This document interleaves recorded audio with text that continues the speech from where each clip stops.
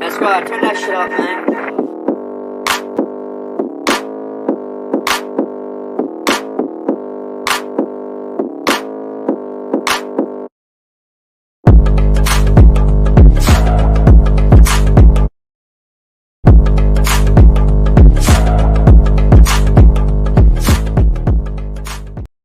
Draft Dr. Phil and the smartest man. Keeping it 100. Keeping It 100. Chicago's trading up. 100. Yes! What? Here it is! Or just reported. Stick no competition. Keeping It 100. The people drop off, but we still keep rocking.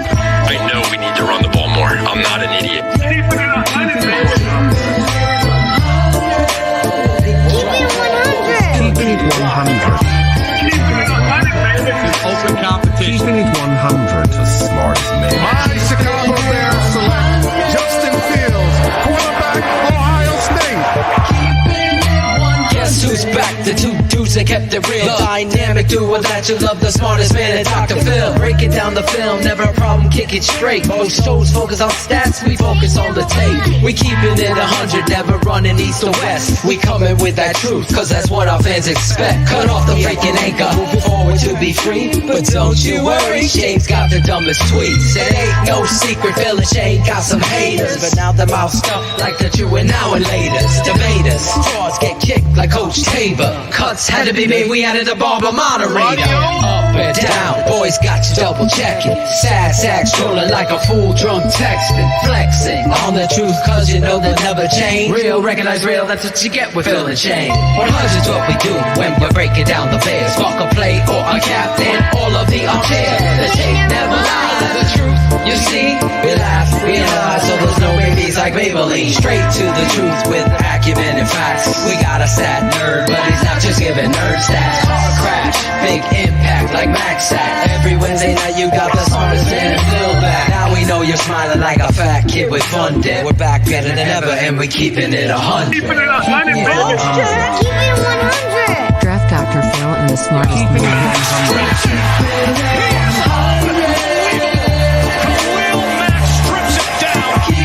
it 100. Draft Dr. Phil and the smartest man. Keeping it 100. Keeping it 100, baby. Keeping it 100. Draft Dr. Phil and the smartest man. Keeping it 100, baby. Draft Dr. Keeping It 100. Keeping it 100. Money Man Marsaw. And the guard. Draft audience. Hello, everybody. This is Chris Zorch from the Chicago Bears. You are keeping it 100 with the crew of Phil And Shayne.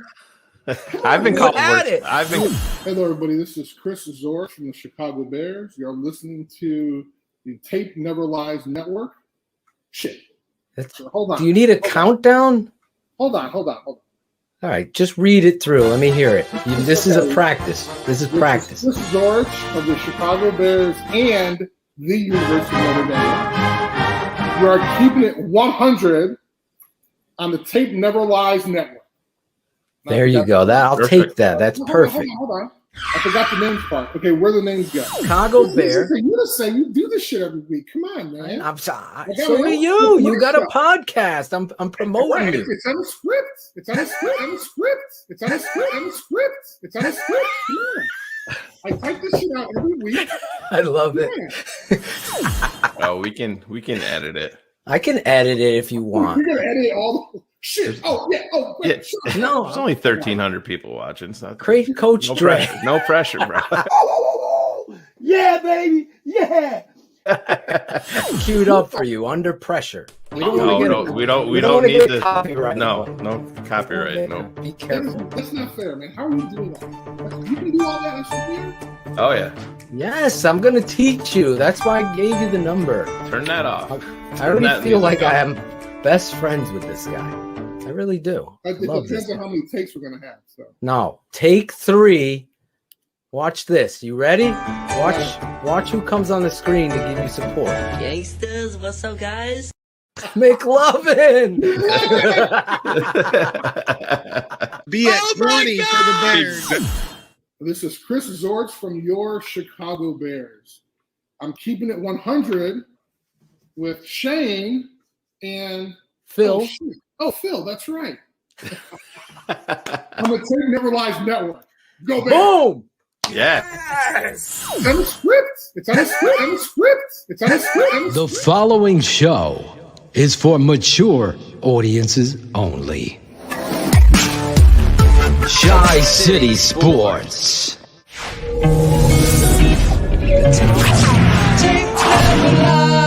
The tape never lies. My idol growing up was Mike Singletary. Oh, wow. I didn't know that. I wore number 50 in high school and also in college because of Mike Singletary. Wow. And the reason being, because he wrote a book called Calling the Shots. I talked to him about this. He does not remember. It was 1,000 years ago. But I was reading it, and he got overly excited during games. He almost hyperventilated. And which means he would only be good for like maybe the first 2 or 3 quarters, right? So he needed to be kind of consistently that good. So he talked about how he would get on an exercise bike for an hour after practice. Well, what does a 16-year-old kid who admires Mike Singletary do, who wears his jersey number and is amped up during games after practice? I fucking rode a bike.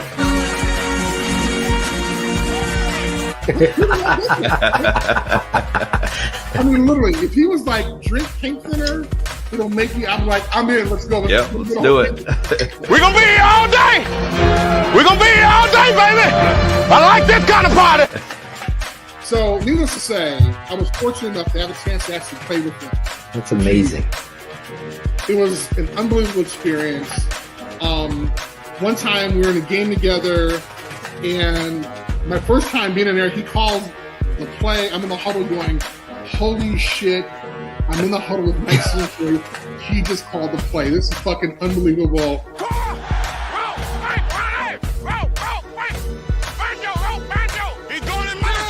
This is amazing. I line up. The play's about to happen. All I hear is Mike Singletary going, Chris. I'm like, oh shit, he's getting me pumped up.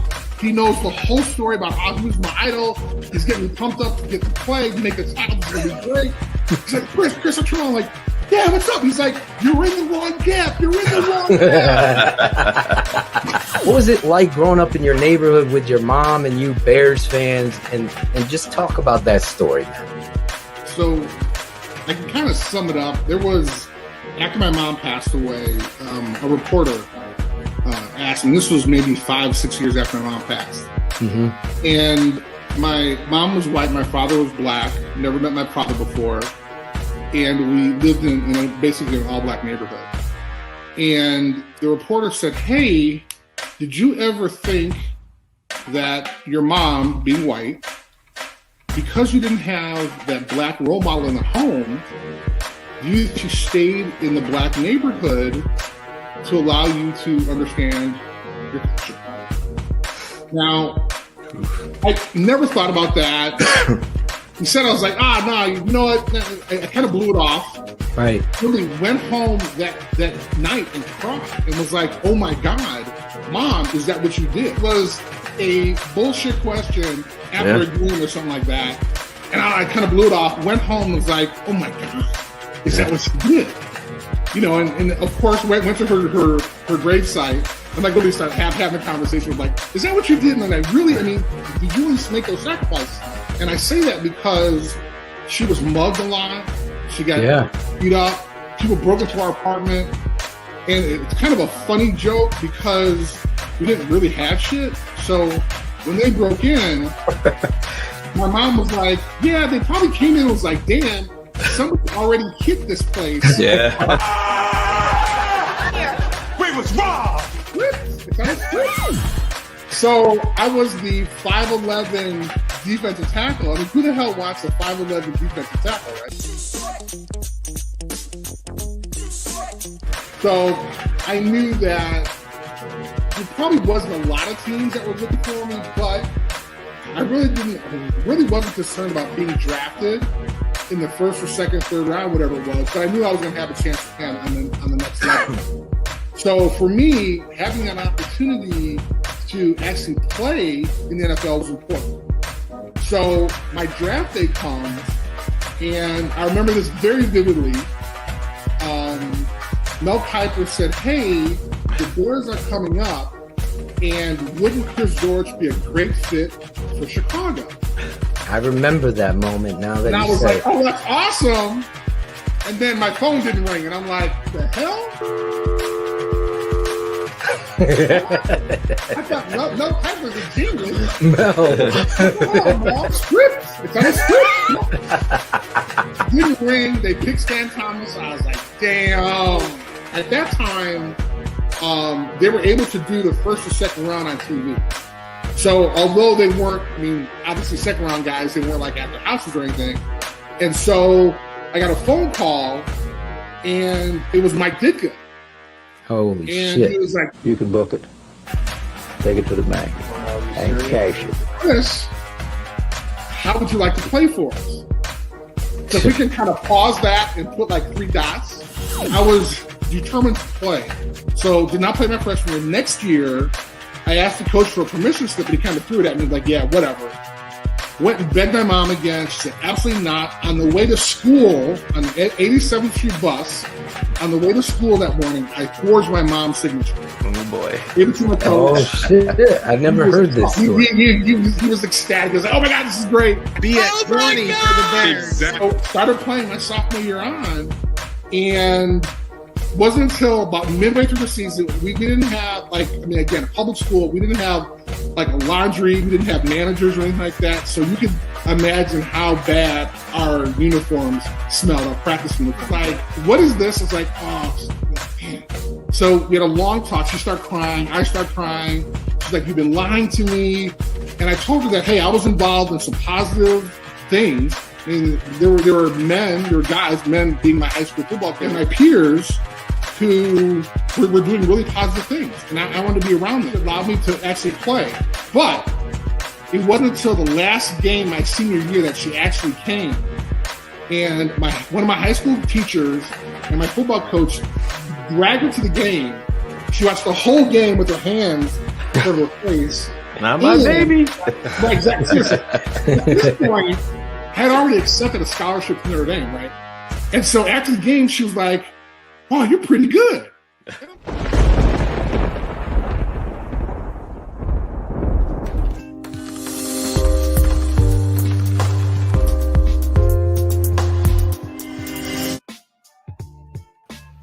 Yo, this is Claudio the Barber, and this is Shy City Sports Keeping It 100. Rookie minicamp has started, and it feels so good, baby. We got another great show for you tonight. We got Emory Hunt from CBS Sports coming on, and DaWindyCity Productions bringing the hype. You know it. So let's bring on the boys, the fun stopper, Shayne. Marsaw, there he is. What up? Claude's been waiting on the field so good all field so good, baby. Listen, first Claudio. of all, Claudio, go whoever ahead. has the fucking thumbs down on this video, if you're watching, fuck you, dude. Really? You're just a bitch. Seriously. Oh. That's just ridiculous. It's ridiculous. Haters There he gonna is. hate, right? There he is. The haters gotta hate. I don't get. Oh, shit. I don't understand why you're hating, but it is what it is, I guess. So what's up? How you guys feeling? No, man, it feels so good. Like you said, you're so between you and the creativity of you and Alex Acevedo. Acevedo came up with some sick phrases today. You with the field so good. That's why I love it. That's I got why in we the love our shower, team. and I'm in the shower. I'm thinking of what I'm going to say tonight. And I'm like, it feels so good. There we go. How's everybody doing tonight? That's the next question. Everybody's asking, wondering. Everybody's got the rookie mini camp under the belt. You got, TTNL blowing up. Everybody's fired up. I'm excited about the schedule. I'm excited about the Chicago Bears and TTNL You're going. excited about this guy. Yeah, you got to be excited about that guy. I'm about- excited about the Bear TTNL going to Bears Packers. We'll be in the house. Oh, it's gonna be awesome. Yeah, we'll be there, bud. We'll be there. Show We'll up. be in Chicago. We're going for give burgers. Give us a thumbs down to our face, motherfucker. McLovin's in the house. McLovin will be there. Chris, I wore this for Chris Zorich tonight. That was a lot of fun putting that together. Chris, great friend of the show now. Just excited about what we're doing here. And I'm excited about having, all these guests, Shayne, in our pod. We don't have a micro pod. Oh man, I know. You don't have a pod anymore, does he? I had the crickets drop.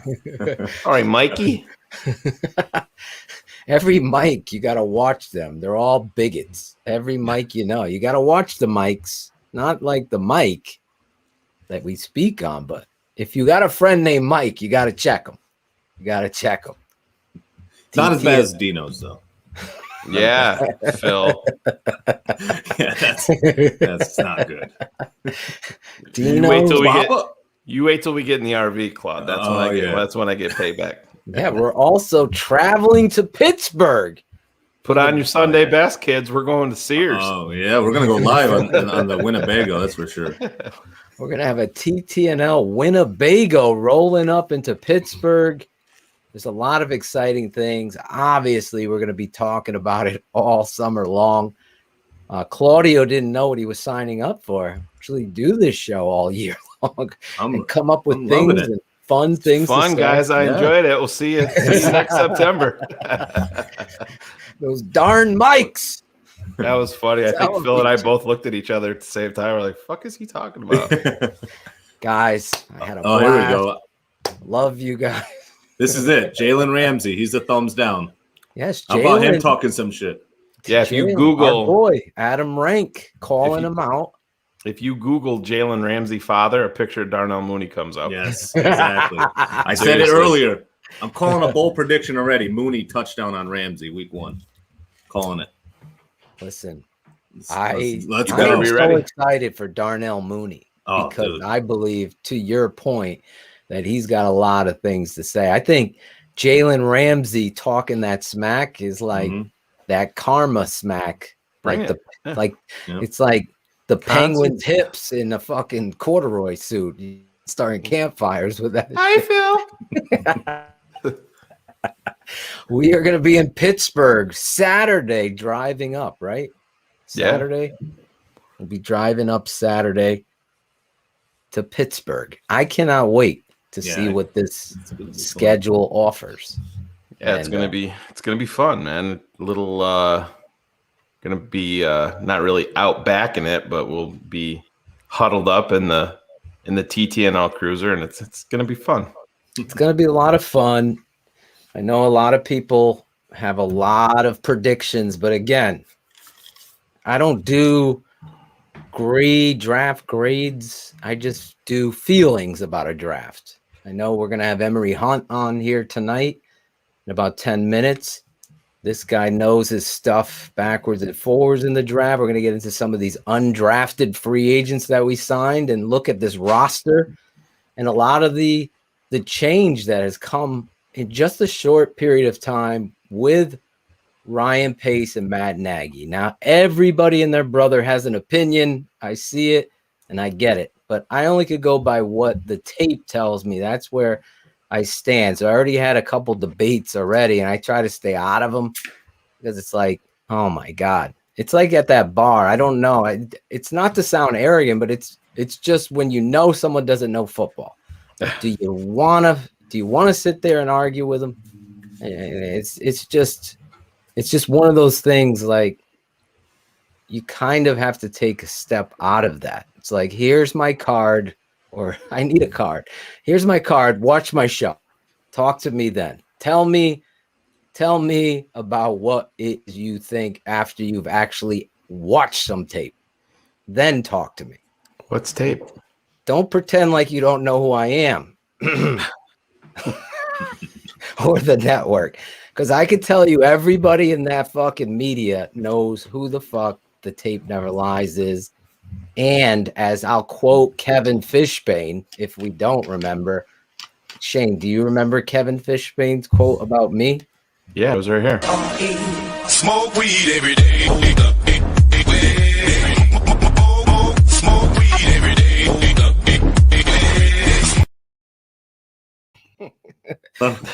I love how that's just my name now. This is the infamous Draft Dr. Phil. Yes. If I threaten them, I'm doing my motherfucking job. Just like I did my job here, right there. The swag shop's up, guys. Go get yourself some TTNL swag. Look at this. Give me an offensive tackle or give me death. Look at the back, Claudio. We got glasses. Who's that, Claudio? Those are your old man glasses. They ain't mine. What does it say? That's Tevin Jenkins. I know, but you got glasses almost the same. I do. Don't you? I think we wear the same glasses. I was going to say, those are the same glasses you got. Me and Tevin. These are my reading glasses. I can't see. What does it say? Phil, how many times, honestly? Sometimes I have to use them on X's with the O's and draft mob so I can see. That's weird. He's got Angelo's size highlighted already on the t-shirt there. Medium? Medium. Hey, coach. Guys, we have a new swag shop. We got some other news that's kind of sneaking in there, Shayne, but we're going to talk about that later. Right. I'm going to close that out, but I'm just letting you know. Speaking of the glasses real quick, Phil, Yeah, how go many ahead. times have you went back and just watched the clip, the dramatic build up to the announcement of Tevin Jenkins? That's a good question. I think I've seen it, I don't know, about 15, 200? 20 times. That's way more than that. No, about 15 or 20. Not on the show. I've seen it on the show, so maybe total, keeping it 100. I probably have seen it at least 30, 35 times. Let's say Ryan Null times. Neil Anderson Null times. I know, that's who you think of, right? Is that the number that you think of? You don't remember who was that DB? Burton. Yeah. If you're StreamYard, if you're Facebook user, we need to see you. Shayne gets fired up. I do. Look how fucking mad I am right now. I can barely control myself. Shayne, are you gonna try to get DaWindyCity Productions to drop the "duh" in his name? Are you gonna argue that with him? I've received a lot of that this afternoon. Yeah, we'll his videos. How's His Shayne videos are gonna dope. handle that? How is he gonna do it? Well, but he's my boy because, well, as you'll see in his produced intro, he and I have a lot in common. So Nice. You'll hear it in the intro. But His videos are dope as well. oh yeah, they are. Yeah, definitely go over to YouTube and subscribe to his stuff because it's definitely amazing. Not as amazing as this guy down here, not paying attention. But There he is. see you later. I was wondering where he is. There's the new swag shop. www.ttnlswag.com. Go over there. Guess what? Real quick, I got news from our boy in Brazil that our new swag shop ships to Brazil. Nice. They ship to Brazil. So there's plenty of stuff in there, not just this shirt. Give me a tackle or give me death. Tooch actually changed it because some of you guys were, hey, wait a second. I agree. It sounds better without the offensive. If you look all the way over to the right there, you see the Smartest Man t-shirt. It's really kind of washed out in the white ether there, but it's coming. Are the hats up yet? It's available in every color. Anyway, that's the swag shop. Get over there. Get yourself some swag. Represent it. Is our guy still there? Our boy yet? Tommy Boseman, is he still up there from this weekend? No, he's not. He's in the other. Oh, he's in the other. Yeah. The other room. Yeah. The Other. So if you're rocking that swag, send me a picture. I'm going to text our producer so he can handle this shit. because he was putting his kids to bed. But now he's here. There he Yes, is. sir. He is. Chris Jackal. So I have a couple of people that sent me them wearing their Keeping It 100 shirts, which got one back here. Oh shit! This Don't hurt yourself. Trophy's on top of it. I'll have to get it at the commercial break. Trophy.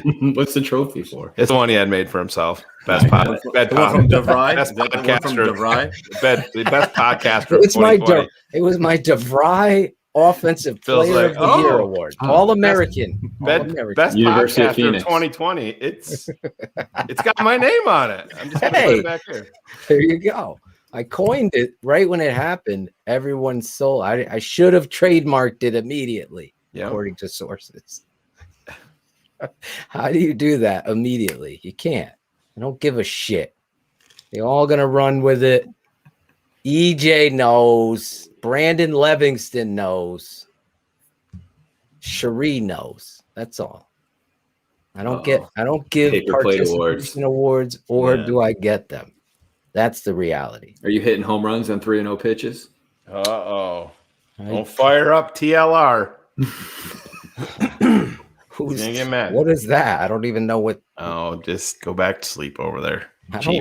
What's TLR? Tony La Russa. Yeah, he got all fired up at one of his guys hitting a home run on a 3-0 pitch that was 47 miles an hour in a 15-4 game. Kind of pissed him off with the old man off a little bit. It's like being up 34-3 and being pissed that your, third string running back is going out there and trying to do his best. Yeah. I remember my dad was and we were playing a team in the Valley, and we were spanking them. So he puts the JV kid in. The kid's a sophomore. First carry, he takes it for 80.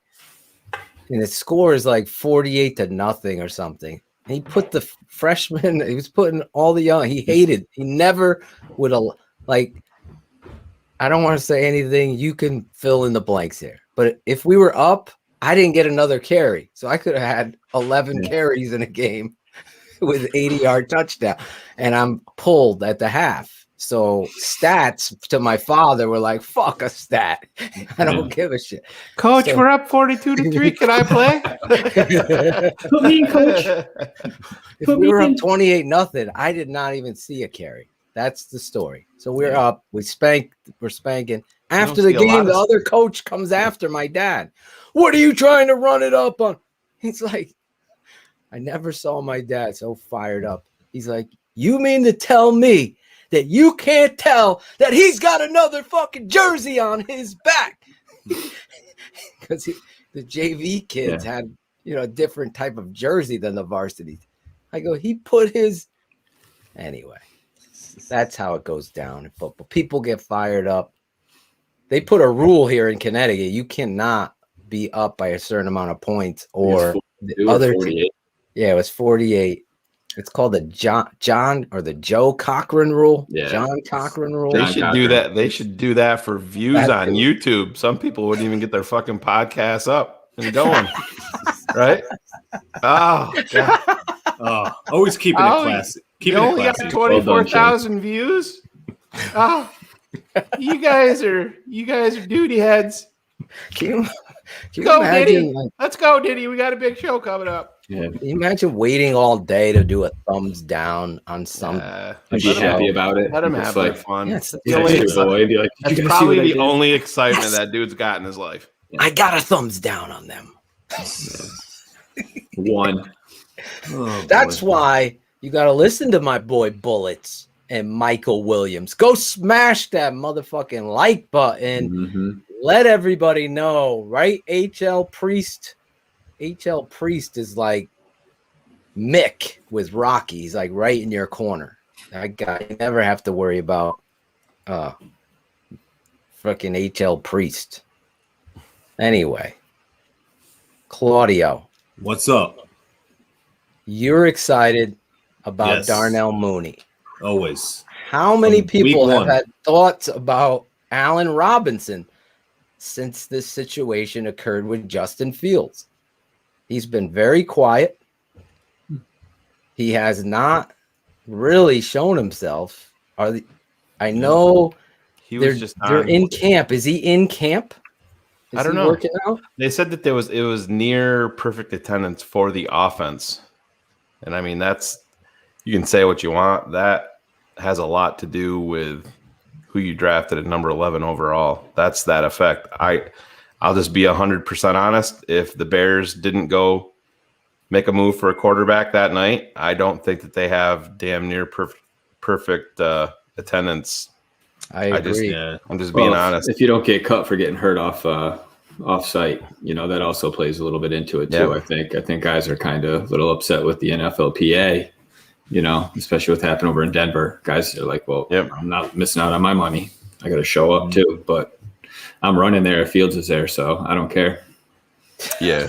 And it's just, I mean, Allen Robinson he was on with Chris Collinsworth and Richard Sherman on a video podcast, and Chris Collinsworth was talking about how he really loves these young rookie quarterbacks that came out this year, and he talked about Justin Fields, and he said to Allen Robinson, would it prevent you from signing with a team, having a rookie quarterback? Like, he's like, no, absolutely not. And so it's, even though he hasn't said anything, and I know I was on that train, but Allen Robinson needed to shut the fuck up.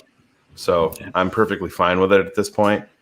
He just needed he was letting everything bother him, and the Bears pulled the ultimate OG move. And they're like, oh, we're going to take this dude out to eat and offer him a bundle of fucking money. And then you saw him run and sign his deal within 24 hours with Kenny Galladay. Bears played that perfectly, and Allen Robinson and his agent folded. The Bears got what they wanted. The Bears read the market right. Allen Robinson and his team did not. How about this? You think there's any chance that we go after Julio? No, I don't think so. Too much money. Yeah, no. I don't think so. But I mean, I guess it'd be great. Yeah. I mean, it'd be nice if he stayed healthy. Right. That's a big part of Julio. I mean, he was even nicked up at Alabama. He's nicked up all the time. When he's on his game, he's amazing. But he's getting older too at this point. And the Bears, if you look at their roster, they have made the transition to start to get younger. Clearly, I mean, look at the offensive line, the transition that they're going through there. You see where they're making moves. They got the DBs set up that way with a 1-year deal with Desmond Trufant. They're going to let some of these young guys go out and play. I think they're still going to be looking at the waiver wire and the cutdowns at the end of camp to see if somebody breaks free there. But they've made that transition. I don't think that they're going to be in the game of going after high-priced veteran guys because they have a guy like that in Allen Robinson already. I mean, not saying that the talent level is the same there, but you got a guy making, 18+ million on a 1-year deal. And we'll see. That's why it's imperative for Mooney to take that next step. Mm-hmm. I got faith in my boy. Trying to send this to, and the Bears do too. I mean, when you open that app, that's Mooney right there. First, when you open that app, is that him? Yeah. Oh yeah, that's him. That's him holding a ball like this. You can see the 11. Oh yeah. Yeah. Oh my God. So I mean, they're they're all in with Mooney. Mo Mooney. I'm gonna try to send it again. It's not going through. It kept not going through for some reason. I think I put an extra O or something. We need some extra O here in Chicago. It's easy to do. I think I did football. That's what happened. There you go. Let's see if this works. If not, I'm just gonna text it to him because that's ridiculous that this was acting up. We need to get a Bill O'Reilly. Fuck it, we're doing it live. We need to get that drop. We're gonna get that drop. Oh, we've had it. We'll probably get dinged for that too. Dinged for that. They ding everything. Yeah, but no, Phil, we talk a little bit about while you're sending that out tomorrow night. Don't want everybody to forget. We got Cap coming on with Phil and I tomorrow night. We're gonna talk it up, and he's gonna be a guy because he, being there in Chicago. I mean, I've talked about it with cars. Also, there's a different feeling every single day now because of one guy. Yep. And it's going to be fun to talk about tomorrow night when we talk to Cap. So yeah, we'll be recapping the draft tomorrow. But tonight we're going to be capping the draft with our guy. Listen, we only do things a certain way here, as you guys know. This guy I've known for a long time. And when I say he speaks the truth and knows the ins and outs of the draft, he does. But he also knows the small schools. So he's not up there pretending like Matt Miller. Hey, I know everything. I switched my tackle 2 weeks before the draft because Daniel Jeremiah and Emory Hunt did. Anyway, now he's working at ESPN. Maybe I'm in the fucking wrong business. I just got to copy everybody else and not have my own. Anyway, let's introduce this guy the TTNL way. Keeping it 100, Emory Hunt.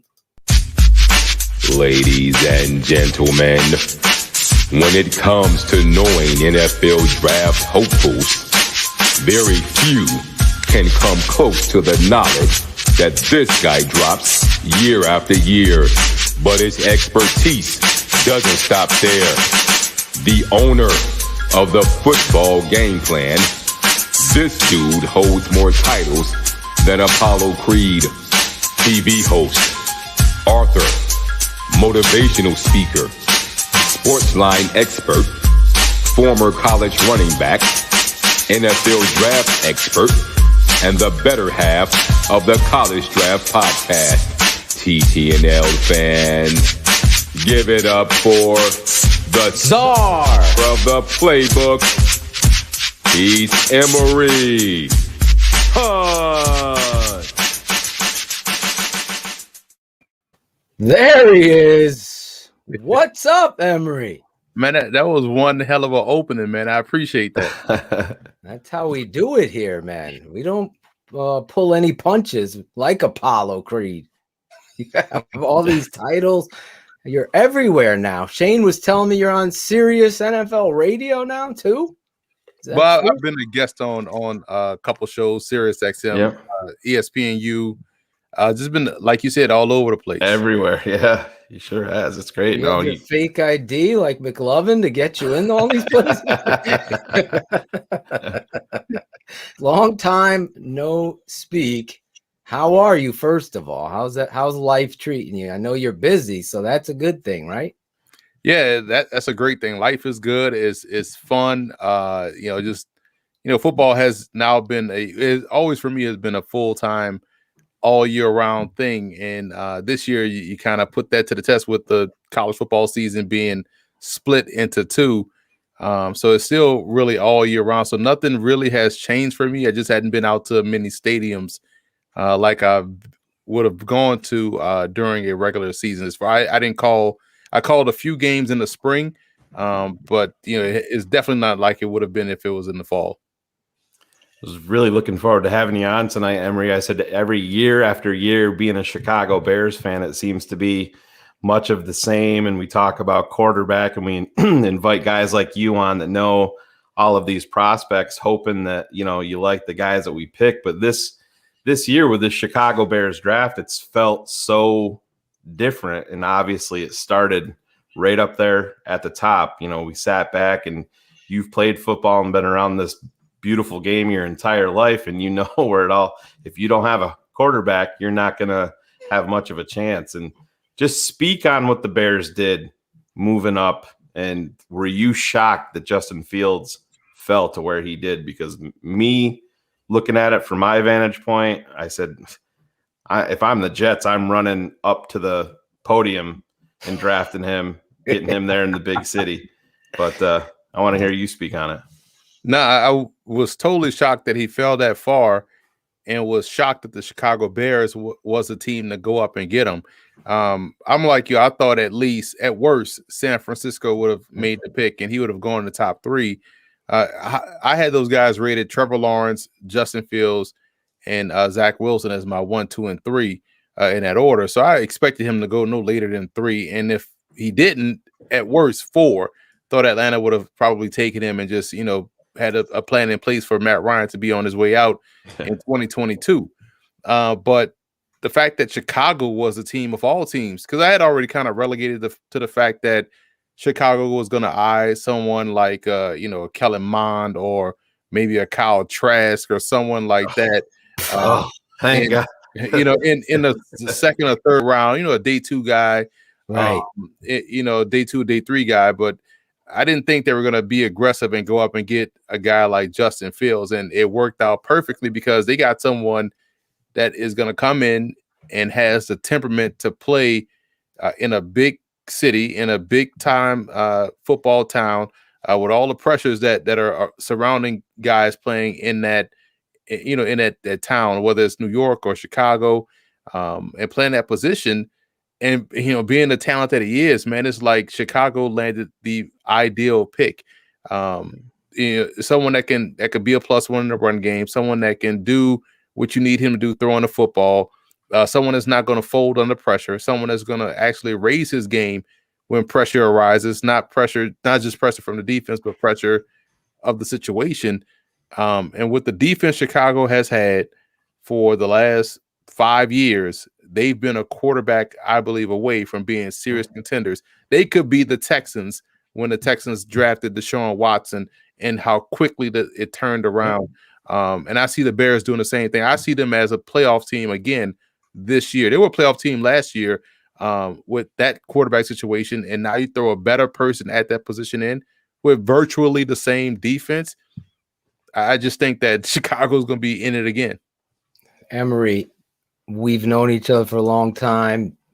You were right on the front lines with me talking about running back Jordan Howard and Mitch Trubisky. You called Mitch Trubisky what he was, and it turned out I got to tip my hat to this guy. That's why I fought to get him on. We switched nights for this guy. That's the reality, because I really enjoy Emory, the person, the human being, but also the eye that he has and where he stands in his analysis. Obviously, I took a shot at Matt Miller, but I've talked to Emory a long time. This guy works his ass off to give you facts on the draft, and then to see people go the other way and steal that shit and get credit, it just drives me insane. So he's someone that I trust, that I'll reach out to see what he's thinking if we're seeing the same thing. That being said, though, there was another stigma attached to this draft pick, and it was a social one. And for a franchise that has skipped over drafting a black quarterback, how big do you think this is for the franchise and the players within it, free agents potentially?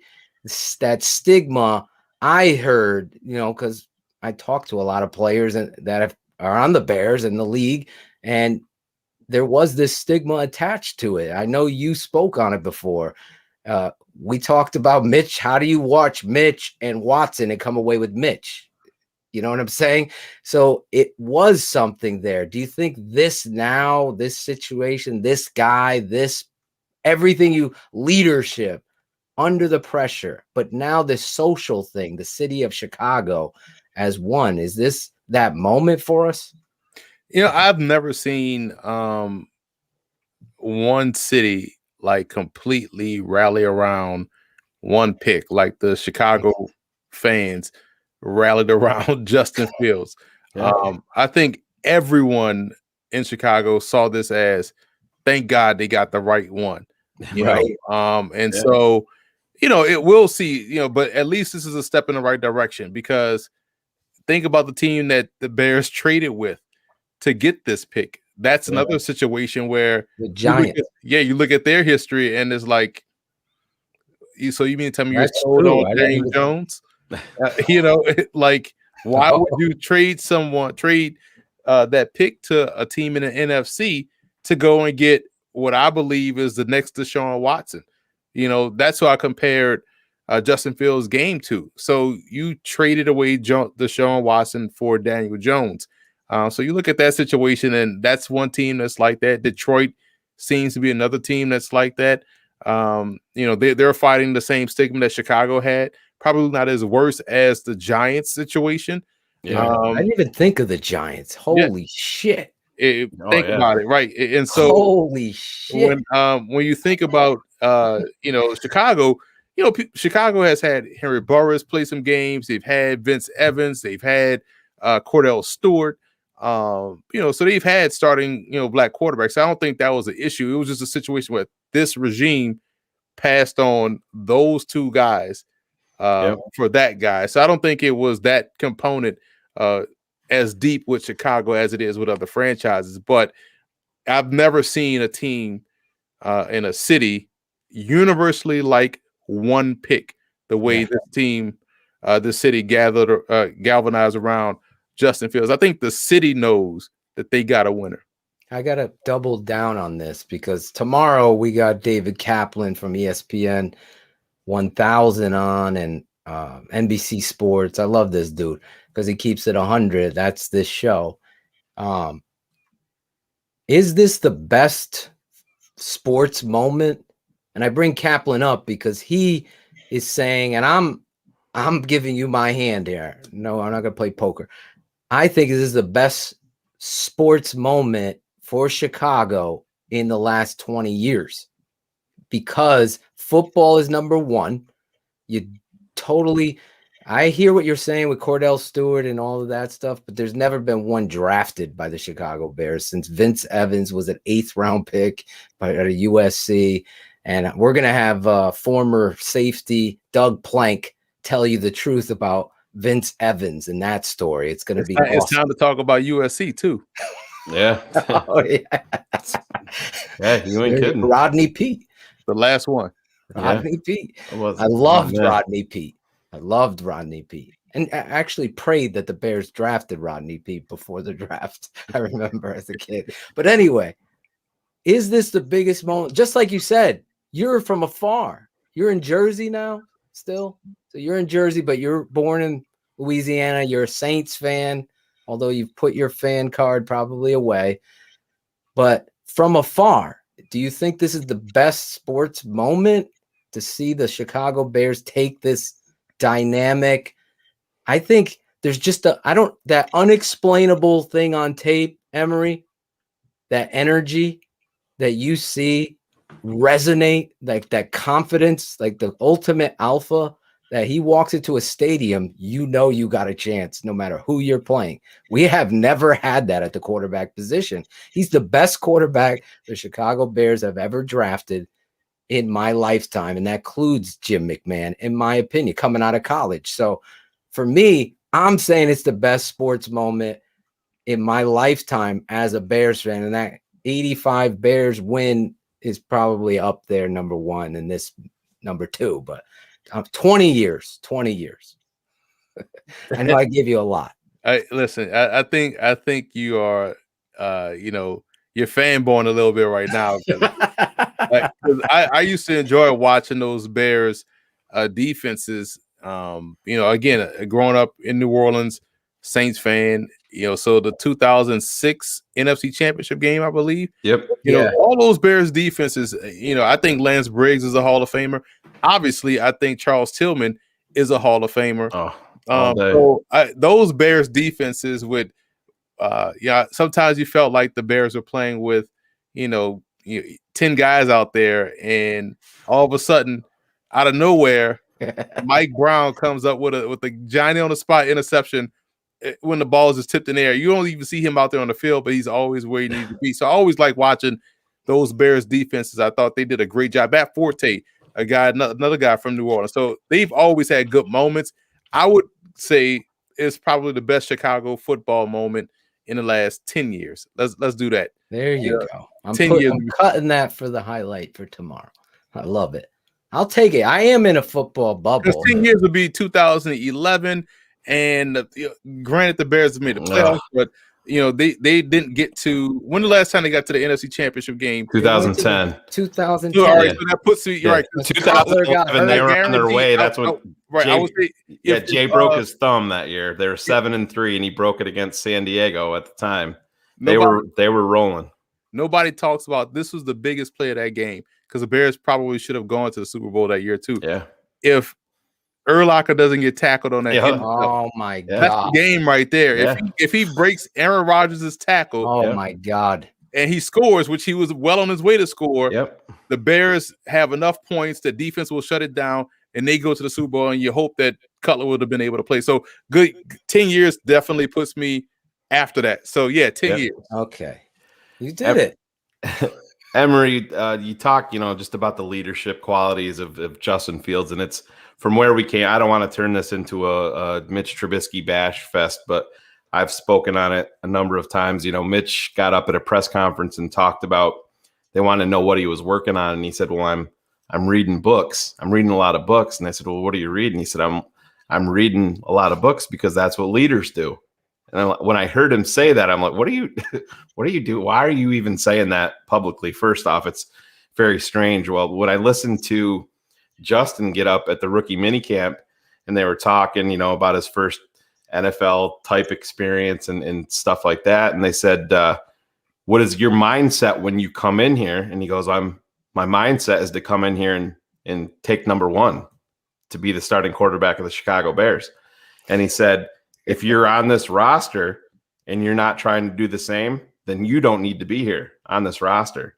And I'm like, this is a 22-year-old rookie quarterback that came in and he dropped the hammer in rookie minicamp. And I said, I loved it. I've been waiting. I'm 44 years old. I've been waiting forever for this position for a quarterback to come in here to Chicago and just say something like that immediately. And man, you talk about it's inspired. I know I'm fanboying now, but man, it's palpable, man. The difference that this one pick has made. It's amazing.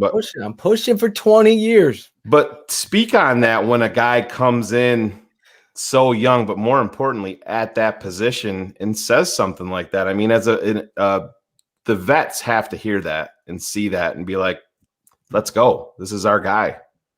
Yeah, here's the thing. Players know who can play and who can't. So, players will tell you in the media that, we only focus on, the next day, focus on the next rep, all the cliches that they throw out there. But they watch college football. They saw that doggone playoff game against Clemson. They saw the one last year against Clemson. And it was like, you know what? I know this dude can play. And when you can play, you don't need leadership. That's the leadership for you. You're able to say whatever you want when you can ball out. When you can't, then you have to rely on other tactics. But that's the reason why players listen to those that perform. And performance is everything. It's a performance business. And we've seen Justin Fields perform, albeit in college, at the highest level. So, I think the players understand that this dude can play. They understand what they have potentially at that quarterback position. And watch how many people now just be amazed at the amount of weapons Chicago has, because the weapons have always been there. Just didn't have anyone to get them the football consistently. And now you get a healthy Tariq Cohen. You get David Montgomery, who dealt with some injuries. And, just a combination of those two in tandem, along with what they have at receiver, at tight end. And it's just going to be fun to watch because now the defense is probably more excited than anything because all they need is 21 points and they should be able to do the rest. Now, granted, you lose Kyle Fuller, and that's a big hole because he was a tremendous corner. But with the way the front seven can, apply pressure or just affect the pocket and disrupt things, if they have an offense that can get them out of a jam and put some points up on the board, their defense would be better as a result. When you look at this, obviously, you pinpointed the one hole there and losing a guy like Kyle Fuller. Obviously, you look at the Chicago Bears draft. They took a kid, Graham from Oregon, I believe, in the sixth round out of Oregon. But you look at this roster, he's more of an inside nickel guy. And you look at this roster, I know you were high on Kilmore. How do you say his Vildor. name? Kendall Vildor from Georgia Southern. I know you were high on him coming out. Is there any other corners? I know the kid from I'm really excited to see Trey Roberson from the Canadian Football League. I know he was out last year. Any other corner obviously we signed the veteran. What's his name, Shayne? I always mess this Desmond dude. Trufant. Desmond Trufant. Obviously, as a veteran coming in here, but do you see any of these young kids stepping on? Michael Joseph, remember me and you talking about Michael Joseph back then? I know they re-signed him. So do you think, based on that front, like you said, that they could put somebody out there that's going to step up to the challenge and complete this secondary?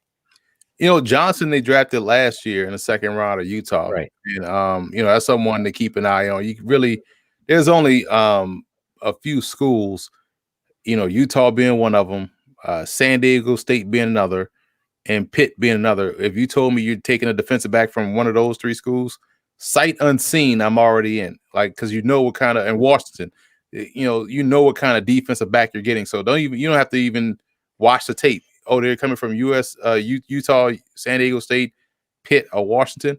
I'm all in. Sign me up. Put them out there. They're going to find the football. Graham is someone that can find the football. So you guys got some players on there that that can make plays on the ball. And again, you want Johnson to come back in there healthy and be ready to go. But you got two tremendous. I think you got two tremendous safeties, guys that are mistake erasers that can also make plays on the ball too. So it's really going to be about the front seven being as dominant as it once was, and that's going to be the biggest key. I know last year was a bit banged up with injuries and inconsistencies, but if that front seven can get back to what it was, the linebacking core is solid. Really like what y'all got at linebacker.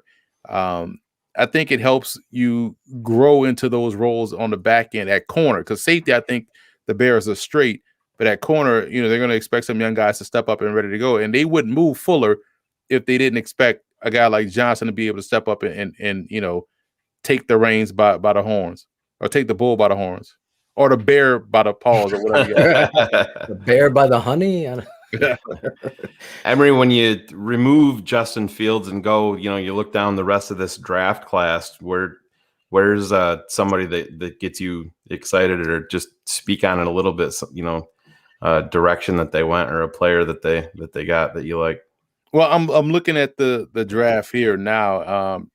Daz Newsome is a nice little slot guy, but Khalil Herbert was one that I really liked. I was at the Boston College Kansas game in 2019, and they upset Boston College, and both Herbert and Puka Williams went off, but Herbert was going off, and he was a senior. And I was like, oh, this is going to be, no one's talking about him because he's the backup to Puka Williams. So I'm going to, have him as my, guy to keep an eye on in the 2020 draft. Right. Brad transferred to Virginia Tech, and now everyone's talking about him because he got the chance to start. And so we were seeing at Kansas as a backup. So I like that pick. That's a home run hitter. I'm big on guys that can hit the home run. That's why I really like Tariq Cohen. CJ Marable is someone that should for a roster spot. Coming from the Sun Belt Conference, he was tremendous. He got better this year, and this was a guy that came from Presbyterian, which was a non-scholarship FCS program, made the move to go to Coastal Carolina to the FBS, and was an all-conference performer. And he's someone that doesn't need volume to be successful. So you look at those speed guys in conjunction with what Justin Fields can do from the quarterback position being a +1. It's the same thing what you see in Baltimore, where you're so worried about Lamar Jackson taking off that the run lanes and the blocking is advantageous for anybody back there. It's not because Gus Johnson is the Gus bus. It's because Lamar Jackson is keeping that backside defender at bay, and he has an advantageous box to run against. So if you take that same formula and put it into Chicago, and you look at what Fields can do just from a threat standpoint, having explosive backs like Cohen, Herbert, Marable, that's going to make the difference in the run game look so much better in 2021. So I like those picks. And defensively, we talked about Graham, and I was shocked that someone like Charles Snowden went undrafted. He's a long, lengthy guy, kind of like what they had in Leonard Floyd, one of those tall, long, angular players that can cover. So he's giving you someone to develop. I like. Yeah, when they added him to the roster, they put him down as a defensive lineman. So it sounds like that they're going to do the transition with him, like they did with Roy Robertson Harris, and try to beef him up and maybe make him a 5 tech in time. And he's someone that can actually get outside and cover. You know, Tevin Jenkins gives you I guess a plug and play guy. I wasn't as high on Tevin Jenkins as most, but they're drafting him to start, and he can play left or right tackle. I like Baram more than I like Tevin Jenkins, and Baram is a guy that's going to do some good things up there too. So they invested in the offensive line, and undrafted free agent Sam Kamara out of Stony Brook is someone that I was able to talk to last summer, and was able to go out and check him out, at summer practice and watch him against, I believe it was Bryant. I was at that game scouting him too. Then he got injured, and so he came back for this year, the spring season, played a little bit before opting out and going to the league, but ends up in Chicago, and he's someone that's quick off the ball, more like a pressure player, like a 3 tech. So I'm excited to see how he develops, and hopefully he can make the roster. How about this young man from Austria, Thomas Schaefer? I don't know if you know much about him and his story. Absolutely not. He's from Stanford. He's from Austria. You don't know anything about him, so I'll skip that story. I thought maybe you did. That's all good. Emory, what were I want to get in here. Yeah, what were some of your concerns about Tevin Jenkins that made you not be quite as high on him? You know what it is, I see this a lot. Yeah, I love Tevin Jenkins, so we could battle on Tevin Jenkins. I think looking at the play style of him, I just didn't see a lot of urgency, and I think a lot of times with tackles in this day and age, you got to be like a boxer out there with your footwork. Like you got to be agile, man. It's a as much as they say it's a big man's game, which is kind of true. It's also a quick man's game. So you got to be quick too. And I don't think he's as quick as you would like him to be. And I think he just plays a little bit heavy at times, like not as in his weight, but how he plays, like a lumberer almost. And so for me, it was just like, I don't see the top tier that everybody's talking about. But the thing you got to be wary of, a lot of times with social media, they'll find social media loves to find the one clip of the offensive lineman blocking the nickelback and driving him out of bounds, and throwing him 15 yards. Like, of course, he's going to look dominant doing that. Or they love to show the clip of the offensive lineman, peeling back on somebody that's not looking and knocking this guy into the dirt. But you know what we're used to here in Chicago, though, is that nickelback driving our left tackle out of bounds last year. Charles Leno. We got Charles Leno on cross pulling, and the safety comes up and knocks his ass over Tea Kettle. That's what we're used to. So, well, I think the reason why, but taking him in the second round, I have no issue with. It was I feel the opposite of that. Like he took that end from Texas and fucking drove his ass out. What if that end wasn't good? He is a good football player, though. You talking about the one that went to the Bengals? Number 91? What's his name? Yeah, he went to the Bengals. You don't like him? If you're talking about Joseph Asai. Joseph Asai, yeah. You don't like him. He's that's what did he do with Ronnie Perkins? He handled him. He didn't. I mean, the game was a blowout. That game was a blowout. He didn't allow a sack with that dude. I have him on film taking 91 from Oklahoma and just driving his ass into the secondary. That wasn't Perkins, though. Perkins was number 3. Number 3. I have him with number 3 too, blocking his ass down on a counter play. Yeah, we can watch it. I'll watch it with you. I see a lot of great things about, but we'll agree to disagree here on this. That would be fun if we get you back and we'll break down. Jordan Howard. Jordan Howard, great back, right? He wasn't a good back. He wasn't. He led the NFL in all those rushing in all those years. And then they let him go. Now he's bouncing around the league. He's just gonna be silent. He didn't like Jordan Howard. Do you like David Montgomery? Here's the thing with David Montgomery.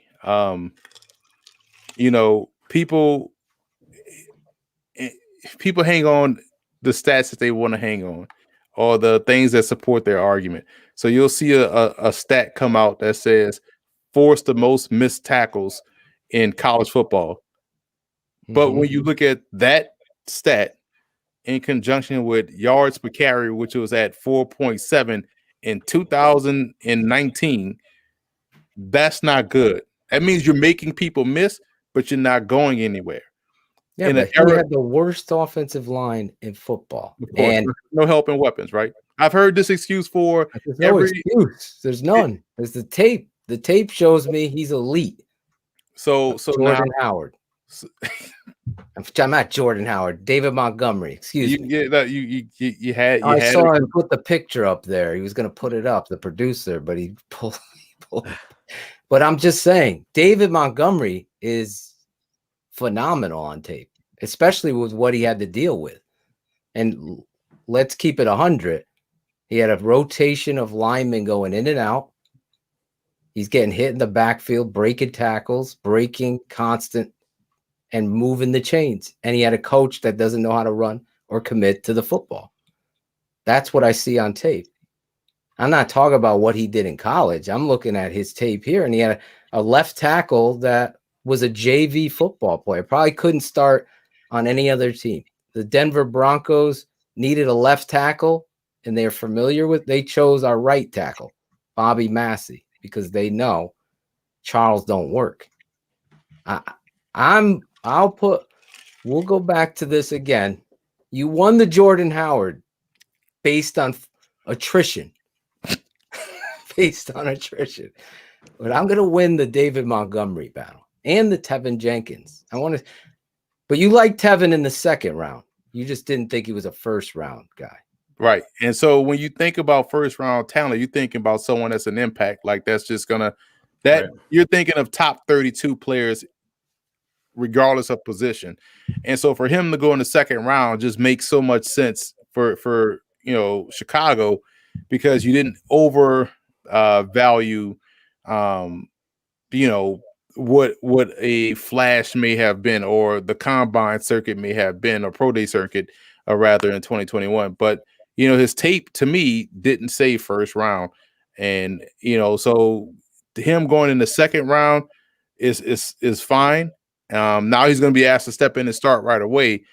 So I think you have to have a little patience with him, because I know people will look at what just left Chicago, but sometimes fans could be over the top on guys that may not, be Orlando Pace right out the gate.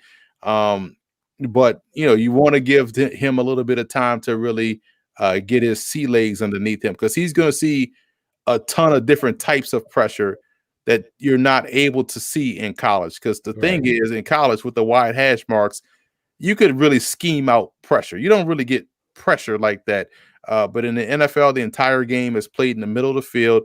The hash marks are closer. The pressure comes faster, and you have to have a counter for their counter and a counter for that counter. So good thing for Jenkins, he will get the benefit of having a preseason, unlike rookies last year, and hopefully that can accelerate what he's going to see.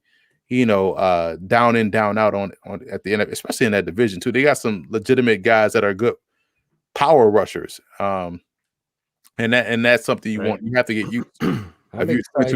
I'm excited about Tevin and David Montgomery with those boxes that you talked about. That's why I'm so excited about David Montgomery. I don't have the stat here. What's his yards per carry currently? I can get it for you. Our producer could get it.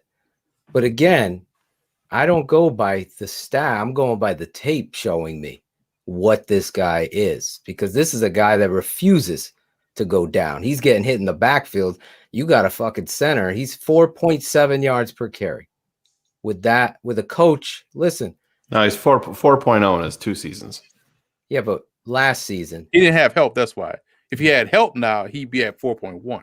He was 4.7 last season, 4.3 according to Jeff Burton. 4.3 last year, yeah, but 4.0 for his career. Here's my thing on David Montgomery, and it's the truth. The center position, when you're trying to run zone scheme, as you know, as a running back, you can't have your center getting blown up into the backfield. You are not what he was able to do with a center who was crippled and a left tackle that can't fucking cutoff block and is falling down doing the walrus technique. And he's still getting yards. That's where the average per carry gets thrown out the window, because I'm watching him work for freaking 3-yard gain. And then you got a coach that doesn't commit to him. Then he hits it for 80 on the first play of the game for a touchdown against Houston. And he has 11 carries total in the entire game in an offense in a game that you won. You didn't feed your back. He could have upped his yards per carry for Emory then. He could have had 5 yards a carry now if his coach fed him. But you know, as a running back, as a rhythm running back, don't you think he deserved? He had, I would say, 20 plus carries twice last year. Twice. And they won both those games. In today's game, today's era of football, you should be able to function without volume.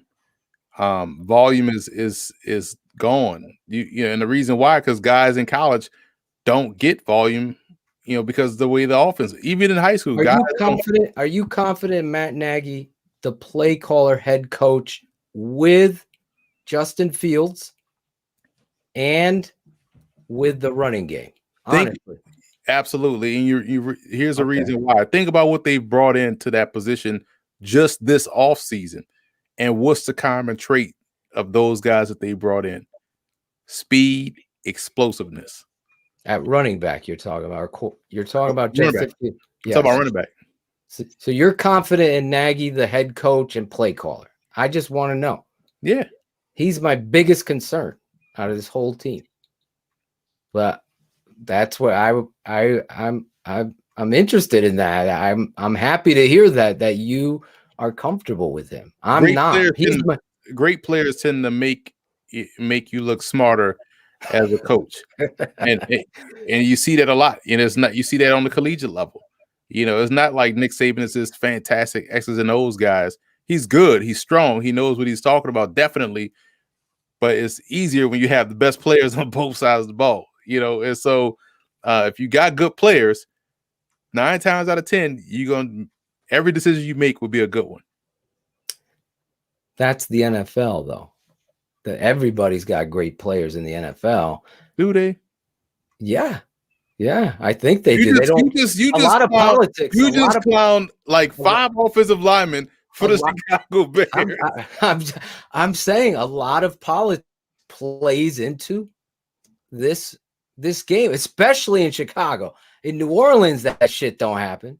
In Seattle, it doesn't happen. In New England, it don't happen. No politics get played. You're the best, you play. But I've watched this team for my life, and I see, we played Charles Leno. We paid him. We invested in him.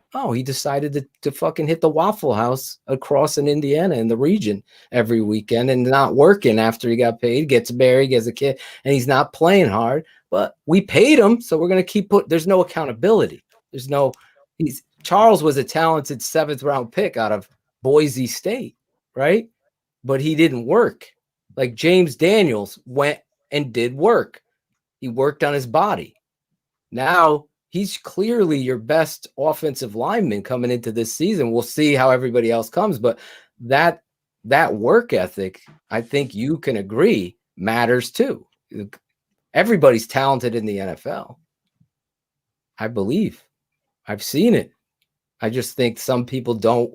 Either they don't give a shit. There's players that don't, or they don't like the coach, or they're upset about their contract, Allen Robinson. So there's other reasons that'll take away. Are you a big Allen Robinson fan? Do you think he's worth $18 million? He's excellent. And you're going to find out how excellent he is now that he has a legit quarterback. Going back to quarterback, I do have another question about Justin Fields. I brought up talking about the concerns with Tevin Jenkins.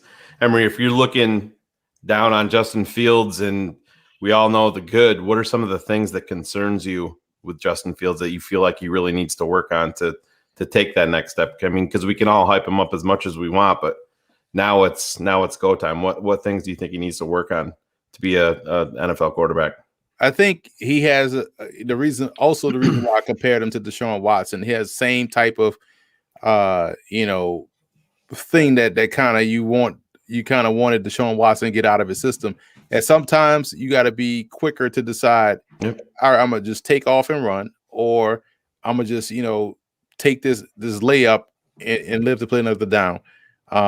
Because sometimes you guys like that, because they are so talented and so good, and they've proved it time and time again that they can make the play.